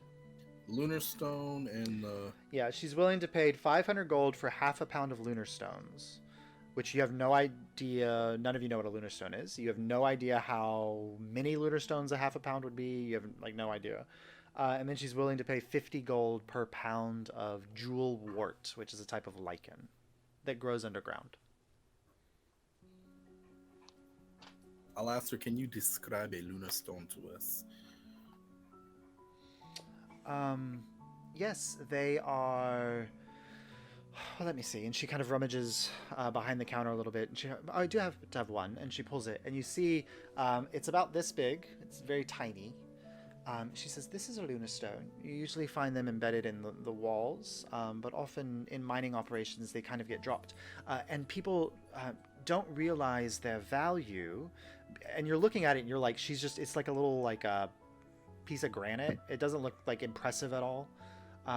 People don't realize its value because the only time it's effective, and she waves her hand, and suddenly the entire room drops into complete darkness. But then as your eyes adjust, you realize that the little stone in her hand is pulsing with this light. And then she waves her hand again, and the lights come back on, and she says, they are fantastic for growing mold or lichen or other herbalistic things. I can put them in a box with some lichen, and the lichen will flourish just as if it was underground. Okay. So it's very useful for my herbalism skills and practices. We will be sure to Kaimana? grab some on our way. I was going to look at that staff. Oh, yes. Which would you like to look at? And she says, I've got a staff of flowers. And she kind of points to one that's growing flowers. And she says, a staff of adornment. Oh, no, I like the flowers. Okay. She hands it over to you. And you just hold it. It's kind of a small staff. She says, you can use it as a weapon or as a spell focus if you are a druid in nature. And she kind of waves her hand over it. And suddenly, like, not just like one flower, but like an entire bouquet of flowers just pops into existence at the top. And she picks one out, and she hands it over to Mar. And she says, like, you can just do this pretty much as often as you like. It just endlessly grows flowers. It's just beautiful. And how much are you asking?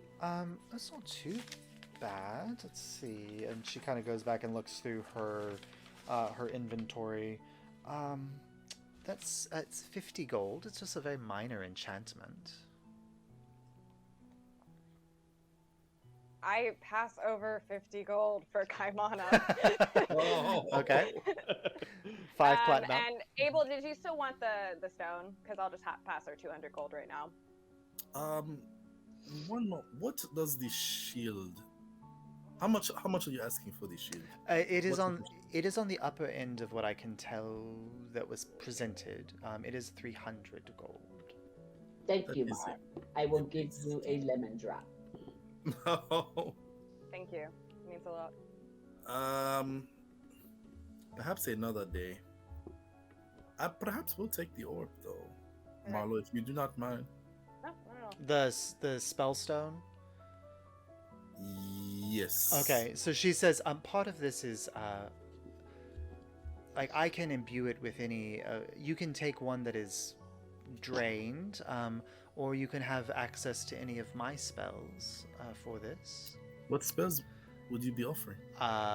When you purchase it, I'll let you know. I'll tell you during the break. Okay. Just so you understand who she is a sorcerer druid. Oh, sorcerer spells. So she has access to the sorcerer. She has access to the sorcerer chart and the druid chart. So are you buying the onyx or the lapis one?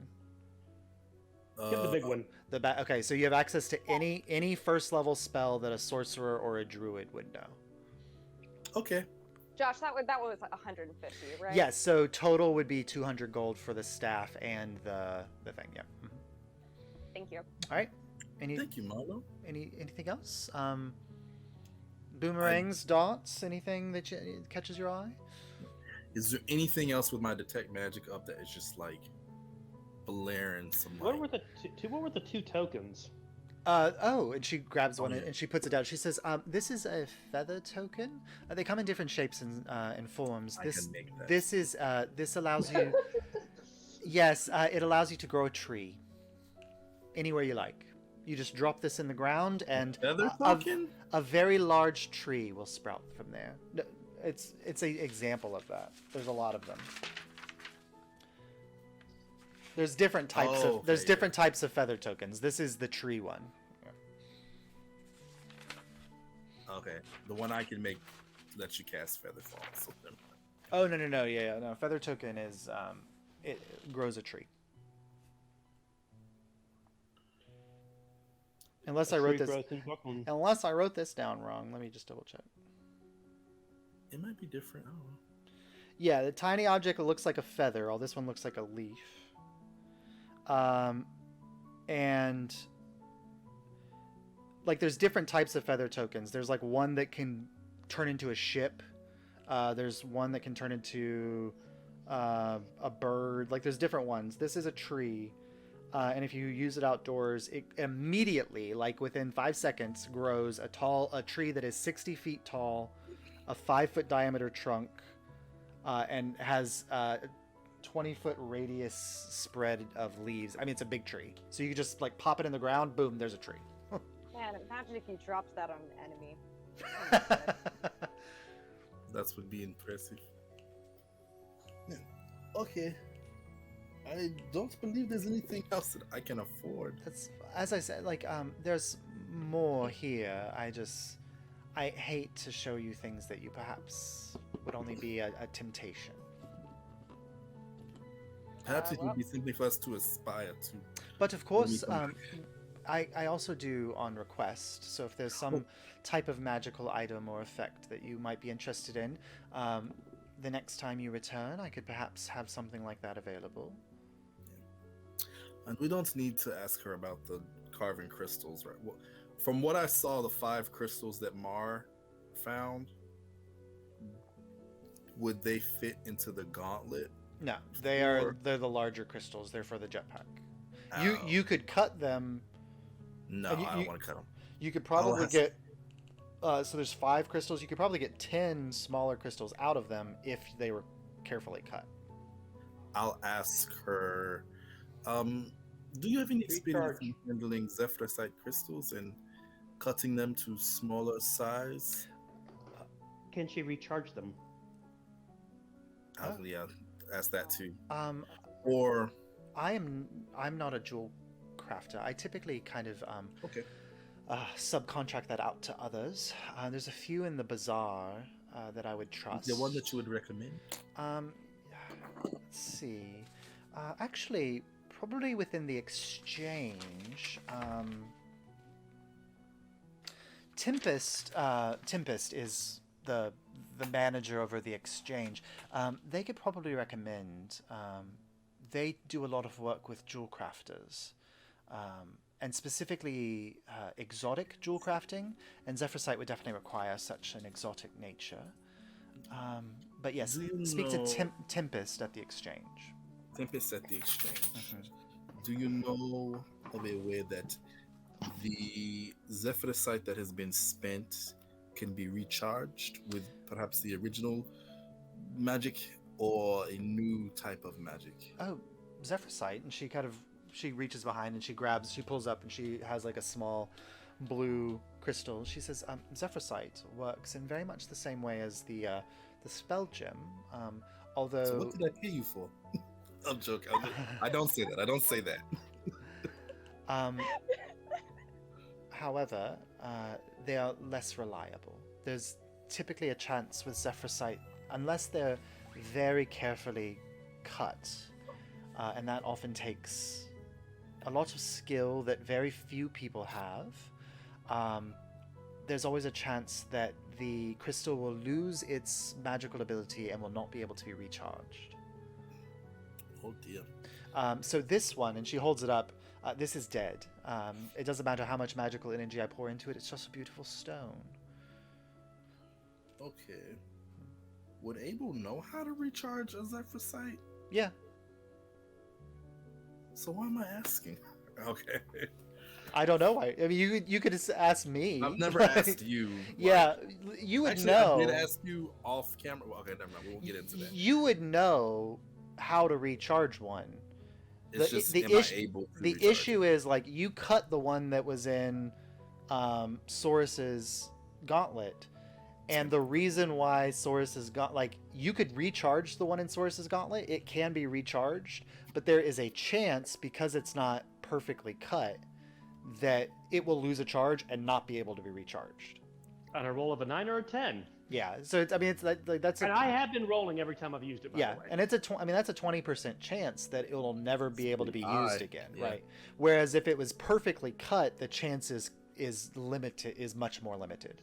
The issue with Zephyrsight is it can hold magical energy, but there's always a chance when it expels that magical energy that it will never be able to hold magical energy again. So it's not like it's not a endless source of power, whereas the stone that you just bought can be recharged as many times as you want to recharge it. Okay. Well, thank you, Lady Penelope. We appreciate your expertise. Absolutely, of course, and please, if you happen to come across any jewel warts or lunar stones, stop by. We most definitely will. All right, anything else? I think that is all. Are we good on spell components or for any spells that you've recently gotten? Yeah. Because this is an opportunity if you need to purchase spell components. That's I need, baby. It's right here. Let me check. That's like a My Alchemical Romance song. Like my spell components are in my veins. Oh my God. I should be a songwriter for that. You should. Does she have a chip of mica? Yeah. All I need is a small chip of mica. Okay. You need She more says, than one? It's not consumed. then no, you just need one chip of mica. She says, oh yes, she kind of points, there's a whole section of like geodes and stones and things, and you grab the mica, and she's 5 silver. 5 silver it is. And I'll, okay. Usually I infuse my spell components into my little glass jewels I wear around my neck. So I'll do that tonight. All right. Anything else? Are you good, Kamana? That will be all for Yeah. me. Okay. We're good. All right. You said 5, right? Yes. Where would you guys like to go from here? When we step outside, can I turn to the group and be like, hey, the quick thing that I just remembered. We should probably talk to a group of people. You know, you might call them vocal people, if you will. We were told that maybe we should like check in with them because this is in like main city, right? Yes. While we're here. I completely forgot with all of the confections and Well, the I magic. did have to go back to session 16. I know. You have the because session I had to go back numbered? to Lady Haverly Well, Gang to find Like that one. you That guys is took, true. you decided to go to Feldspar and then took like a 10 session detour.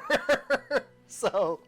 But I remember there was something Hightower, so I was like, what's Okay. that? What is that? Refresh my memory.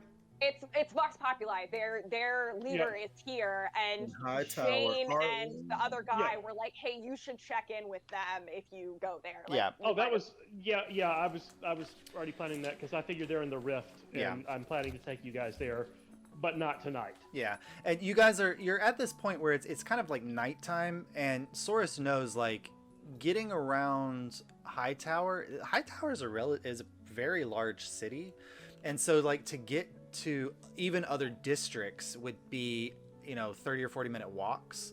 So we probably want to find a place to stay. Yeah, I mean, like around you now, like Saurus, you know this, and Mar, you would know a lot of this too, just from your time in the city. So you guys have hit the 2 magic shops. There are several like food establishments nearby. The big kind of attractions in the Sylph Bazaar. There's the casino, the Cursal.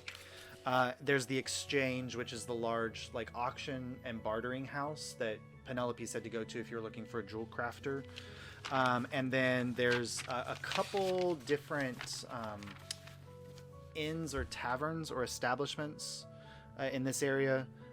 There's the Absent absent rapier, which you do know of. Marlowe too. You stayed there the last time you were in town. Is is known for its kind of burlesque shows. There's Serenity's Vale, which is like a spa resort, and then there is a super fancy one that you've probably heard about but maybe never stayed at, called Skyview Terrace, and they are all in this area or zone, like if you're looking for an inn or if you're just looking for some kind of entertainment for the evening. But we'll leave it there for right now, and we'll go ahead and take 10 minutes so you can kind of think like what you want to do with the rest of your evening in Hightower today. Whether you want to check out the casino or just go ahead and head to an inn, grab some food, it's completely up to you. But we'll take our 10 minutes and we'll be right back. Thank you, Ten. All right, thank you, Tim. So, welcome back from the break. So, ticket takers, you find yourself in the metropolitan city of Hightower, very cosmopolitan. You've experienced the joys of Zala's confectionarium, as well as Penelope's Panoply magical shop. So you now find yourselves out on the street of the bazaar, which is coming alive at night. And, you know, you're used to small towns or communities where everything kind of shuts down after dark, and it does not seem like Hightower is going to be a city that does much sleeping. Everything seems wide awake. Like, there's more people going into the curse hall nearby. The building that is there's a building further down that's large with these columns, and there seems to be several people going into that structure as well. So these are all there for you to check out. So you can head to the exchange if you're looking for the jewel crafter. You can head to the curse hall. You can find an inn. What would you like to do? First, I want to see. I'm checking for my coin purse and my bag of holding. Just make sure those are close by me. They are still present. Yeah. Okay, being very aware of their presence on my body. I don't want to get pickpocketed. I'm just leaving a trail of flowers. Yeah, I have to send you the exact stats on it, Kaimana, but I don't know how often it can happen, but every night you just have all these flowers and you're just able to pop them off, and like some more will pop up in their place. And as you're playing with it, you realize that you can kind of will it to be different flowers. So at some point, like if you wanted to do like hibiscuses or whatever that are more like local to where you grew up, suddenly like those would pop up on there. Yeah. I put a plumeria in my hair. There you go. Boom. Yeah. Now, like probably like 6 or 7 minutes after you do it, like you reach up and it like vanishes like in a puff. So you realize like these are definitely illusionary in some nature, but they're there. Yep. I keep refreshing. That's perfect. All right. So what would you guys like to do or head? You want to knock out the jewel rose real quick? Yeah, let's go to the jewel. Okay. Now you did not get directions, so you could ask, like try to find somebody to ask for directions, or you could go back in and ask Penelope. There are several like you recognize people probably dressed like town guards, like people walking through like in pairs through the bazaar. So you could probably ask one of them. We'll ask a town guard if he knows where the exchange. The exchange. Oh. Tempest is in the exchange, right? Yes. Yeah. Oh, if you're looking for the exchange, and he points towards the columned building that has.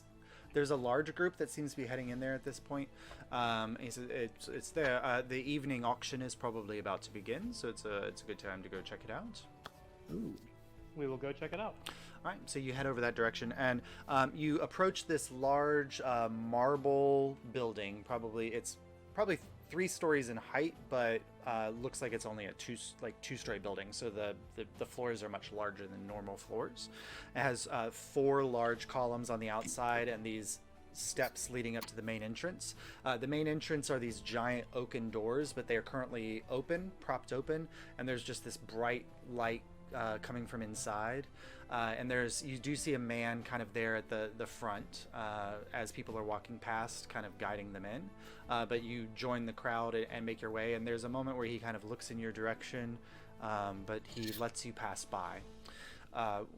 as you enter into the building, the entrance hall is this enormous, and you realize here that this entrance hall goes all the way up to the ceiling. So this is a 30-foot tall room, and it goes probably back 40 or 50 feet deep. And then you notice that there are rooms off to either side, and these rooms are all open. And the first two on the left and the right, you just see like there's a stage at the front of them, and then there's just rows and rows of seating. And there's gentlemen standing outside of each of those doors, and one on the left-hand side says, the first nightly auction will be beginning in 5 minutes. And then like you see most of the group that you kind of walked in behind is heading over there to the auction house. And you realize that this is an auction house of some kind. And then there's some people who are drifting further to the back where there's another set of doors that heads off to the right.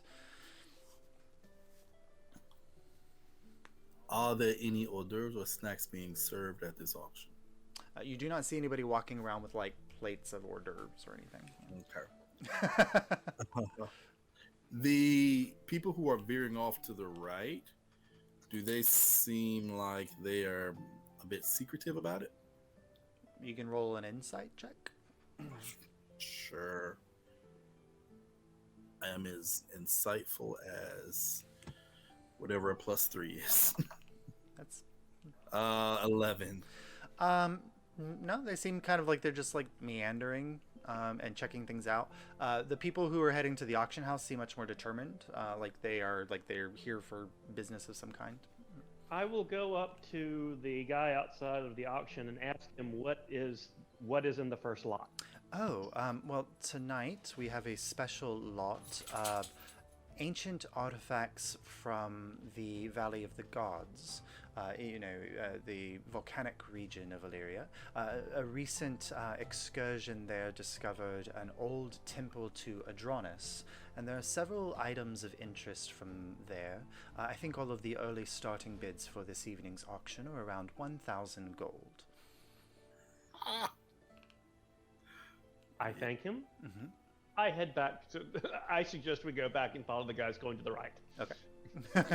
So you guys follow, and as you walk, like they're all heading back to the right, and you like this door is open, and it kind of you see it goes down this long hallway, but on either side of the hallway you just see it's almost kind of like upscale flea market is probably the best way to describe it.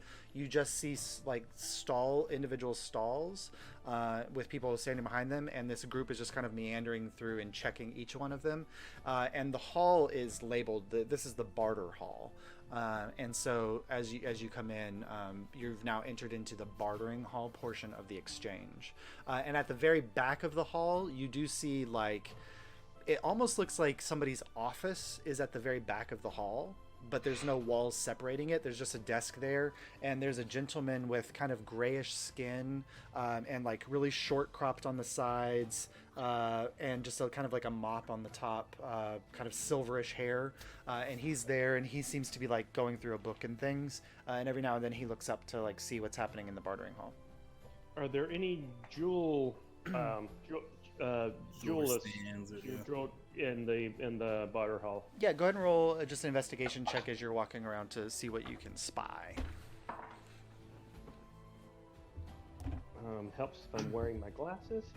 Oh, that's a natural 19. So yeah. Let's see.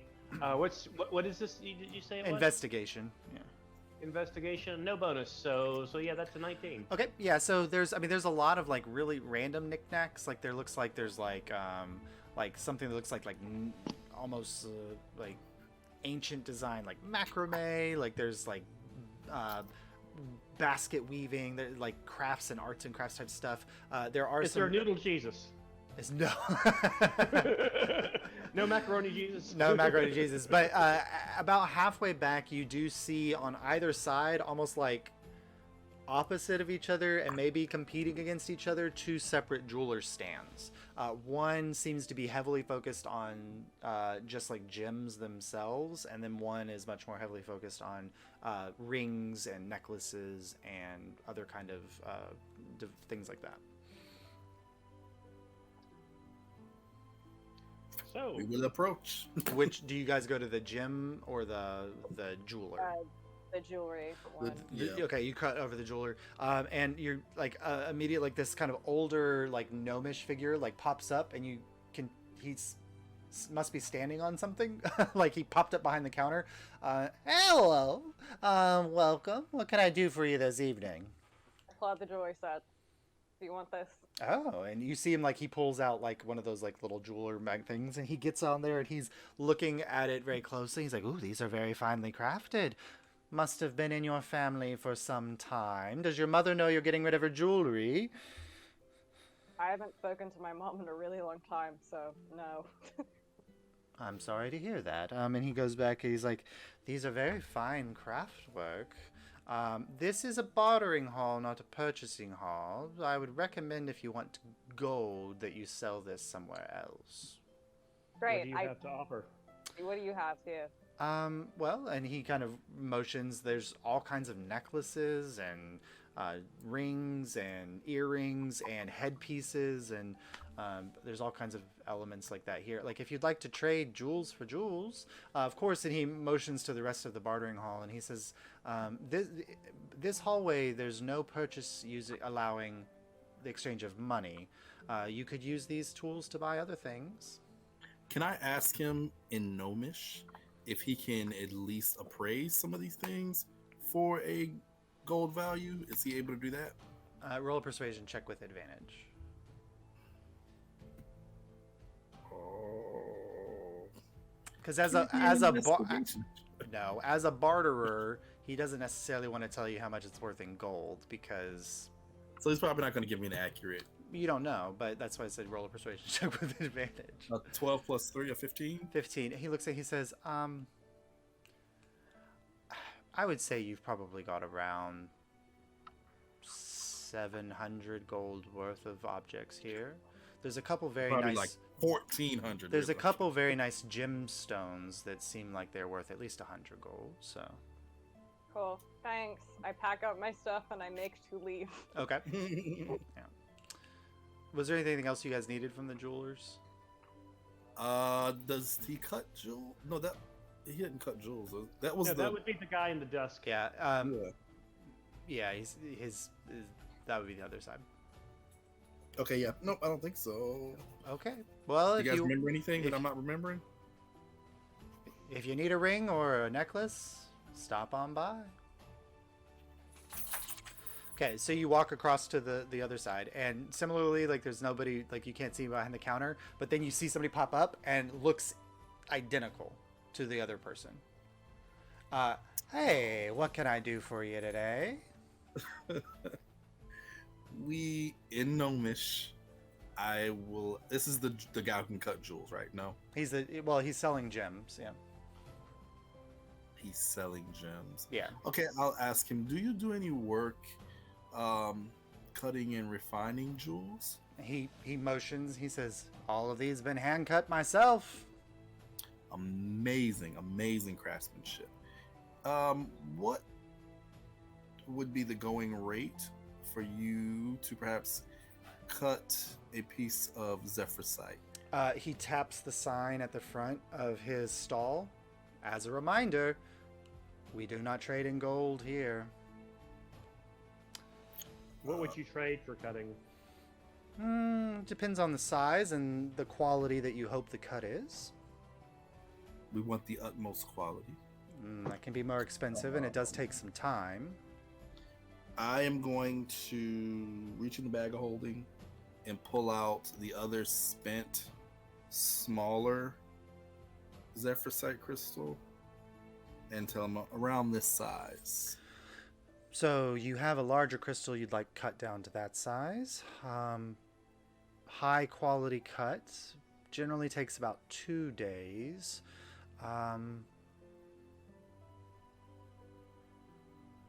Relatively time consuming. I would say 200 gold worth of barter. 200 gold worth of barter. There is a chance it will destroy my tools. Zephyrsite's a really finicky system to work with.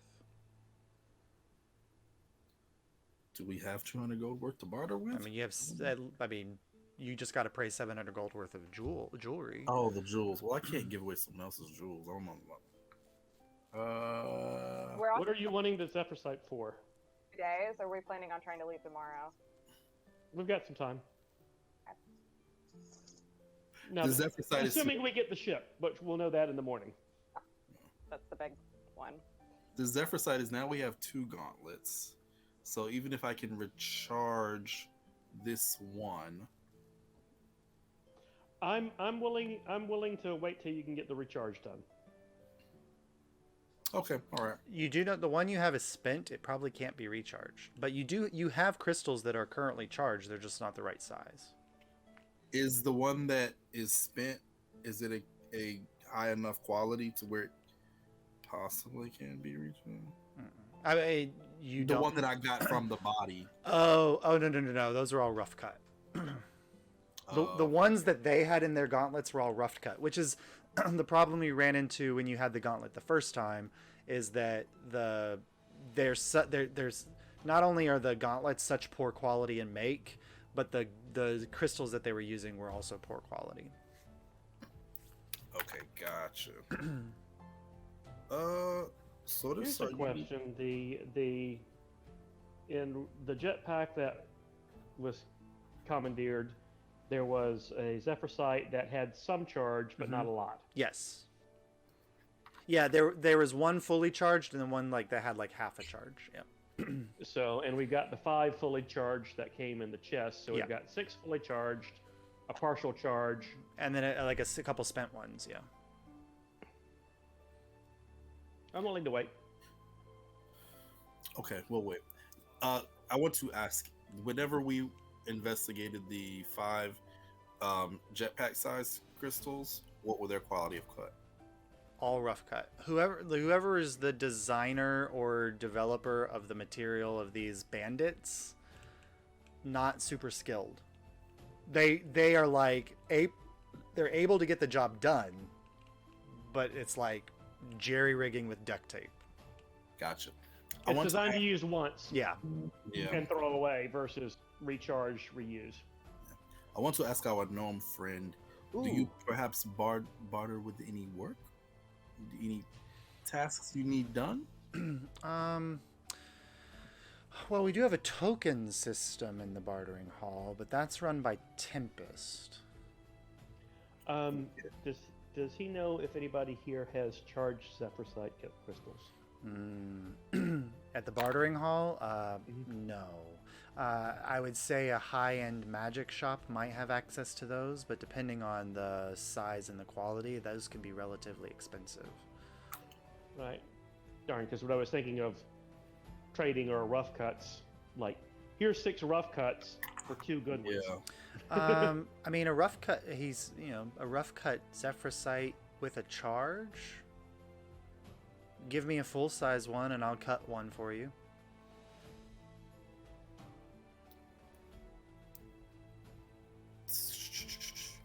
Would you rather have it cut to the size of the gauntlet or the size of the... Well, we got some that we can use for the jetpack. Yeah, all of these would fit the jetpack. They're just all rough cut.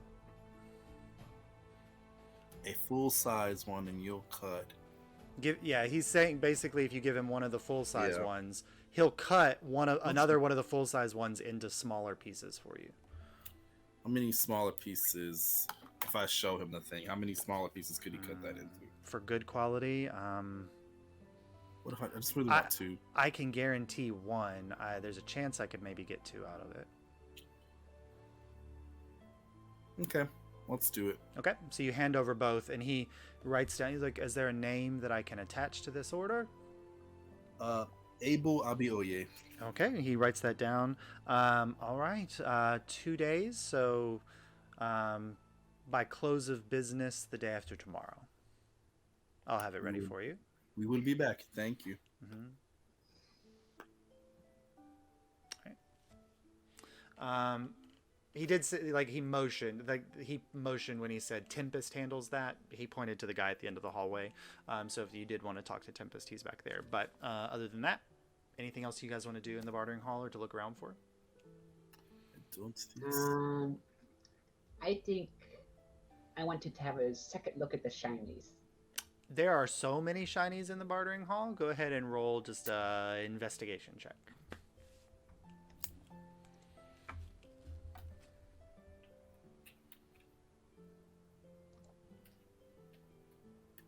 Natural 20.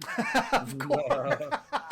On brand. All right, so in addition to all the gems and jewels that are on these two stalls, there's a whole stall that just seems to be selling mismatched silverware. There is another stall that has like various crystal objects, like crystal decanters and crystal cups and crystal goblets and things. There is a guy who seems to be selling like objects made out of metal, like wind chimes and small little, designer like objects you could wear on your clothing and things like of that nature.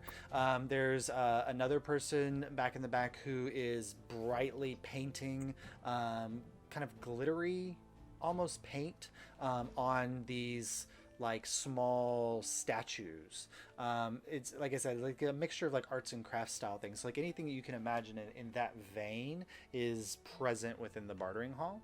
There's also things here like furs, jerkies and meats, flowers, herbs and vegetations.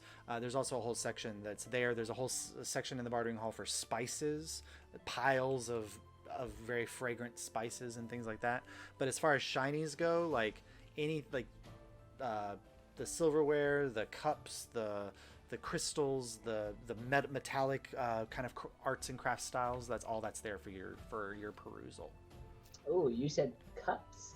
Cups, yeah. So there's one guy who's making stuff out of metal, and so he has some really ornately beautiful, like you're kind of used to like, this is my cup that I attach to my backpack so I can fill it up with water, like that. Like they have that kind of usage look, but they're like beautifully shaped. Like he has one that's kind of in the shape of a tulip, and there's another one that kind of looks like a turtle shell. And so he's got all these like really ornately carved and designed, not carved, but like welded in some way, worked metallic objects. And so there's a whole line of mugs and cups and steins and various different things like that there. I am going to take a look at the turtle mug. Okay, you kind of walk up and he's like this burly, interestingly enough, like he looks half elvish but dwarven.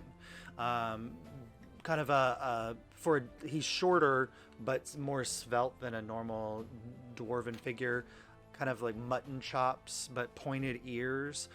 His shirt's kind of open and there's like you can see like the barely like chest, and he's just got the whoa.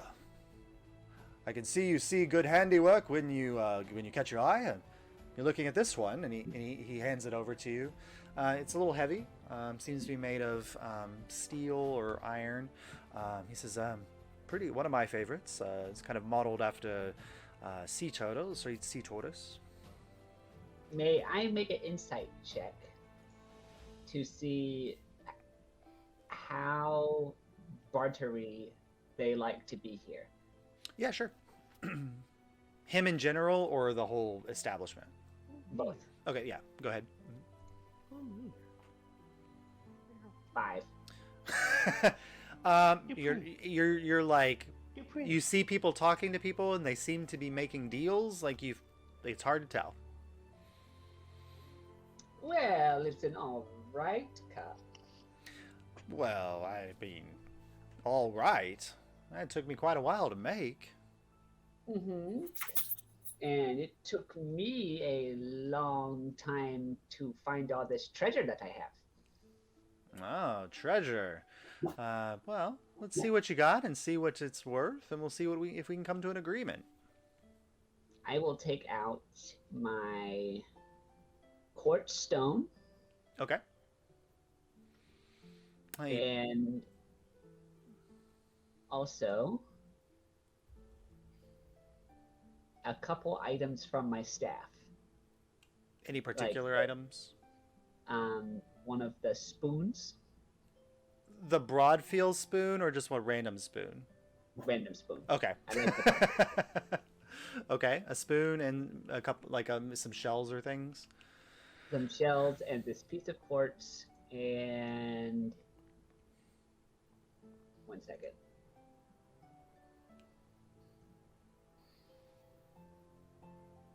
I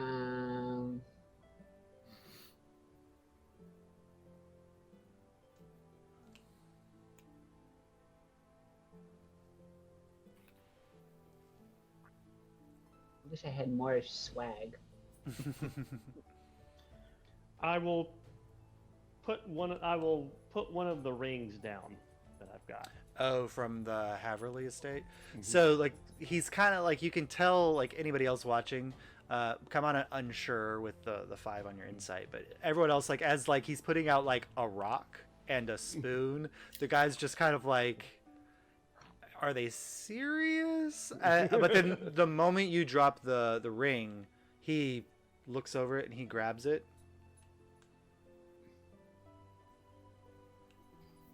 I think we can come to a deal for this. Well, I'm glad you see sense. Would you like it wrapped up, or do you just want to take it as is?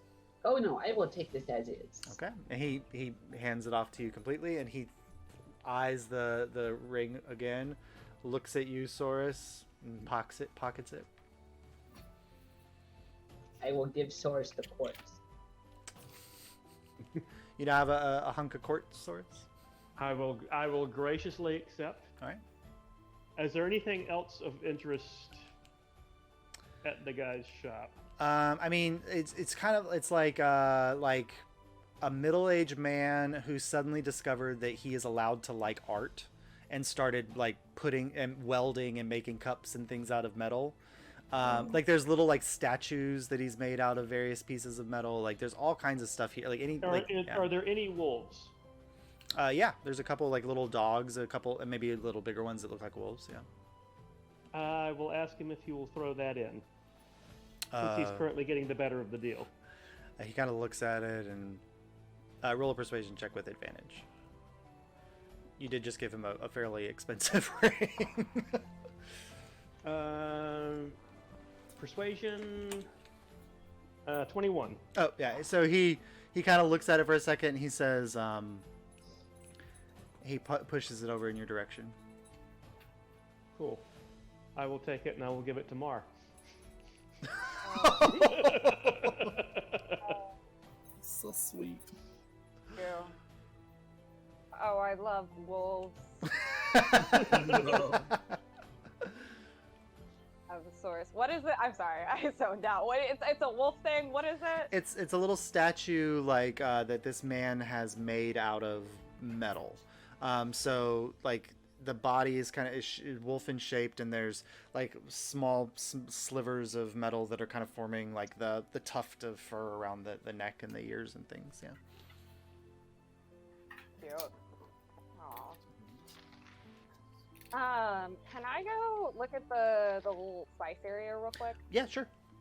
So you get over there, and there is a kinku behind the shop area, which is a normal, like as Saurus knows, and Marlowe too, a normal site in Hightower, just not usually in this region of Hightower. They typically live in the Boreal Quarter, but this one is running a shop here, and you just like you come across it, and it's just like a 3-tiered kind of setup. And on each tier, there are just piles of spice that kind of form these tall, pyramidal or conical shapes. There's bright yellow and some that are clearly like salt. There's some mixtures like peppers and various different types. There's curries. There's some like long black like bean-shaped one, or the kind of pod-shaped ones. There's pretty much anything that you can imagine is here. Hi. Hi. This is all right. Do you have like tea here? Is that something you do? Tea here. And he points. Did you point at anything? He points over to like the left-hand side with his like wing hand, whatever. Points over to the left-hand side, and you kind of look over there, and you see like on the second row, there are like loose leaf kind of bowls of different mixtures of different types of teas. Cool. I'm gonna grab whatever looks like the most interesting, or like I've never like seen it before. Okay, there's like there's an orange bergamot. There is a rose hip and lavender. There is a vanilla bean oolong. There is a citrus green. I'll get the rose hip. Okay, rose hip and lavender. And so you kind of point to it, and he says, "Tea here," and he kind of reaches over with a little baggie, and he pours some in, and he says, "Here," and he holds it up. Like, you've seen him put like 3 scoops in. Here?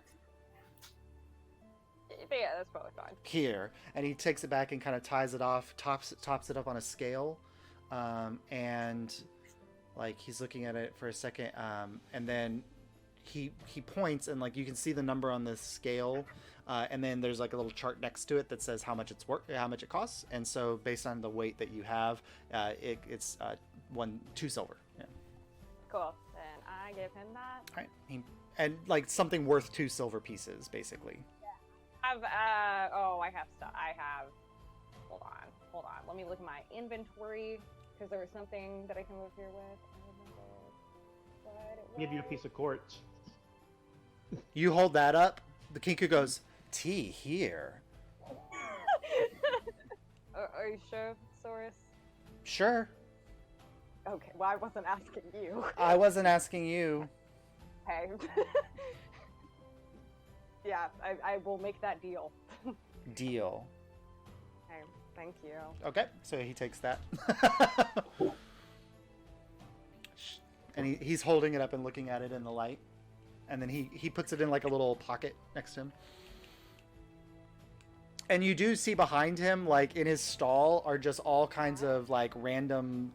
it's like Kaimana's staff, but just like on the back wall of his stall. Kaimana recognizes another professional. I'm good here. With Okay. everyone else's. All right, anything else you guys want to accomplish at the exchange? I am curious about the token system. Can we introduce ourselves to Tempest? And Okay, so you want to go back to where Tempest is? Where did I just dropped my paper. Anyway, so you walk back to the back of the establishment, and you see like this man with the kind of this grayish blue skin, this shock of bluish gray hair on top. He's flipping through what looks like a ledger. And as you walk up, he just looks in your direction. What can I do for you?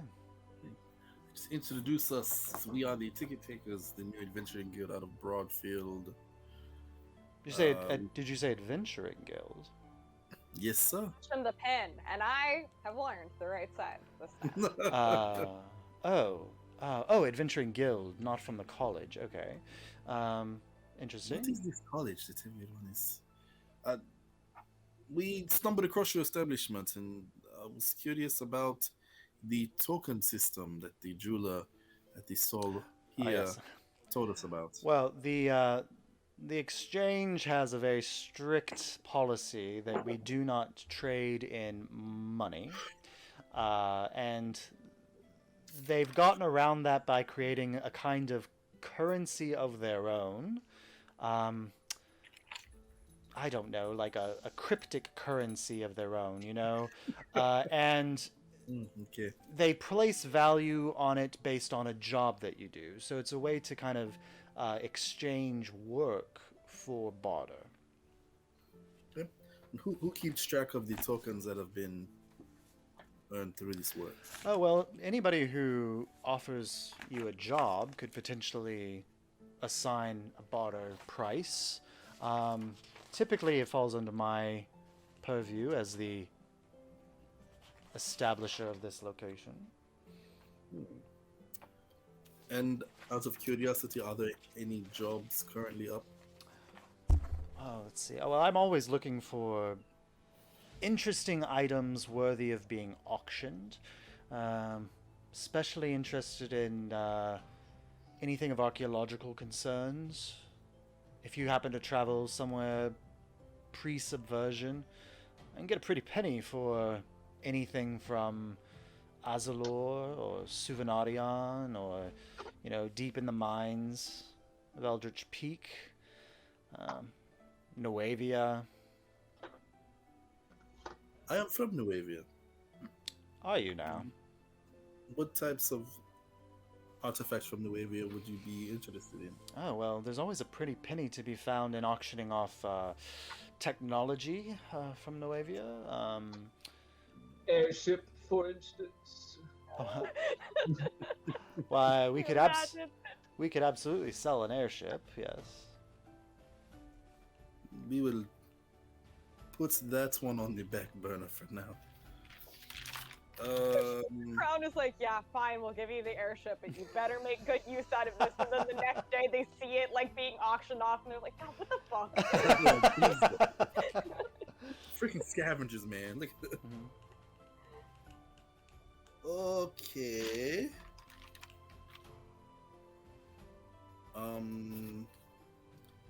That is good to know. Yes, but if you're ever looking I got for... some random gems I never did anything with. he kind of looks around and he says, now, of course, that's if you're interested in bartering tokens. You can work directly with me as the manager of the exchange. If you find something worthy of being auctioned, it has to be worth at least 1,000 gold. But I do provide a 20% finder's fee on whatever it goes for in auction. So if I find artifacts that can be auctioned For more than 1,000 gold, yeah. for more than 1,000 gold, you will take 20%. Oh, no, Okay. no. I will give you 20%. What the fuck? Well, I'm doing all the work of auctioning it. Good luck selling a random vase you found in some, abandoned temple on your own. I know the audience. Can I do an insight check on this guy? How shady is he to me? Like, Sure. Is he's probably got his feet like in the underworld or something, or his Roll it in. And- I don't know if Abel would know what that means, but sure, roll it inside. Probably check. not, but- I thought it said a natural 20. It's a 2. That's about It's a right. 2, it's a 5. I mean, he just seems like an astute businessman. Okay. It's a very astute businessman. I appreciate the information. Perhaps while we are in Hightower, if we are looking for work or stumble across any of these artifacts, we will keep you in mind. Yes. You came very highly recommended by Miss Penelope at the magic shop. Yes. What a lovely one. Sully, just wait. But if you find anything on your journeys, you are adventurers, as you say. It's a good way to get rid of objects that perhaps you might not think have value, but the rich and wealthy, they don't understand that. Good to know. Good to know. Thank you for your time. And he goes back to his ledger. At that moment, Marlo, you hear a voice in your head. And you immediately recognize it as Alora's voice. And Alora says, Marlo, where are you staying this evening? I can send one more message, so you can respond to this one, and then I will be able to reply to you. But do you know where you're staying? Guys, where are we staying this evening? Fuck, I hope this doesn't count on the message. God. So I this- would recommend the absent rapier. The absent rapier. Good, because that would have you had enough words to get absent rapier in. Okay, all right. So she, just as a heads up, Lady Kellis is here at the party, and she was looking for you. She's sending someone to find you. Might be worth. no. Might be worth meeting. And that's all she can get out of the message. Huh? What just happened, Marlo? We didn't hear any of this, so No, just Marlo heard that. Laura just rang and she said that someone at that rich people party was looking for me and was gonna send someone to meet me. I don't know people, so this is very weird for me. I don't know anyone. Do you just give the name Lady Kellis?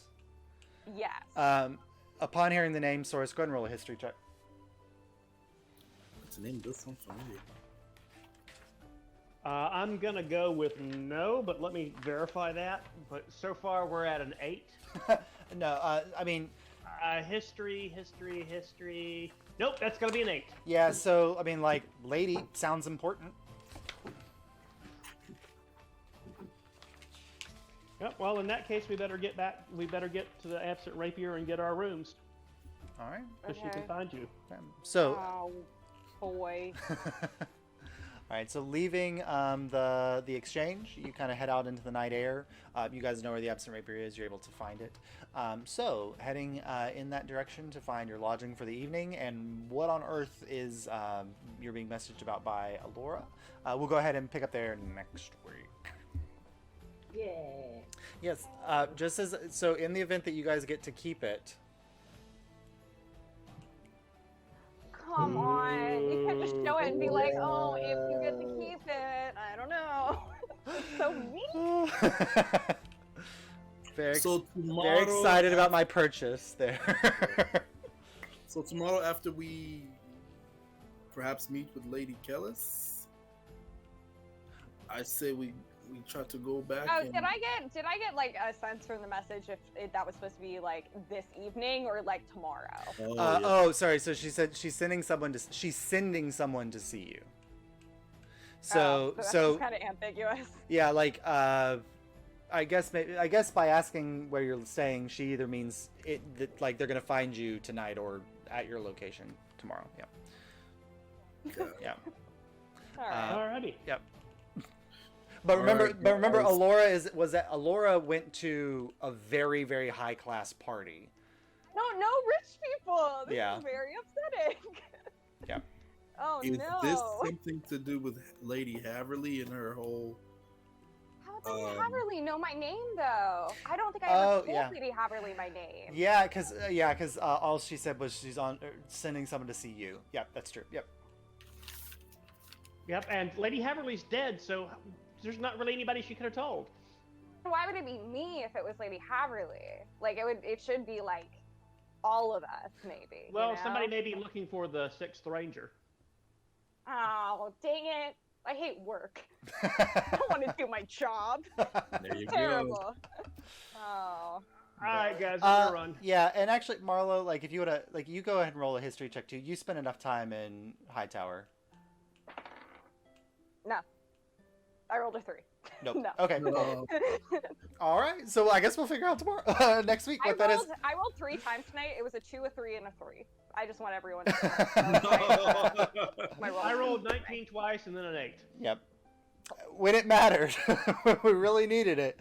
All right. So we'll pick up with the very fun return to the absent rapier for Marlo to the burlesque show. Present there, and maybe reliving a night long ago had with Callian, and then we'll pick up there next week. And I can't wait to see Kaimana and Abel's reactions. Oh God, Burlesque. yes, because no, this is not where Abel would have stayed if he came through Hightower. So No, he's Yeah. gonna be shocked out of his boots. it's No. And Kaimana is fantastic. just gonna love the costumes. Yes. All right. So see you all next week. All right, guys. Have a good one.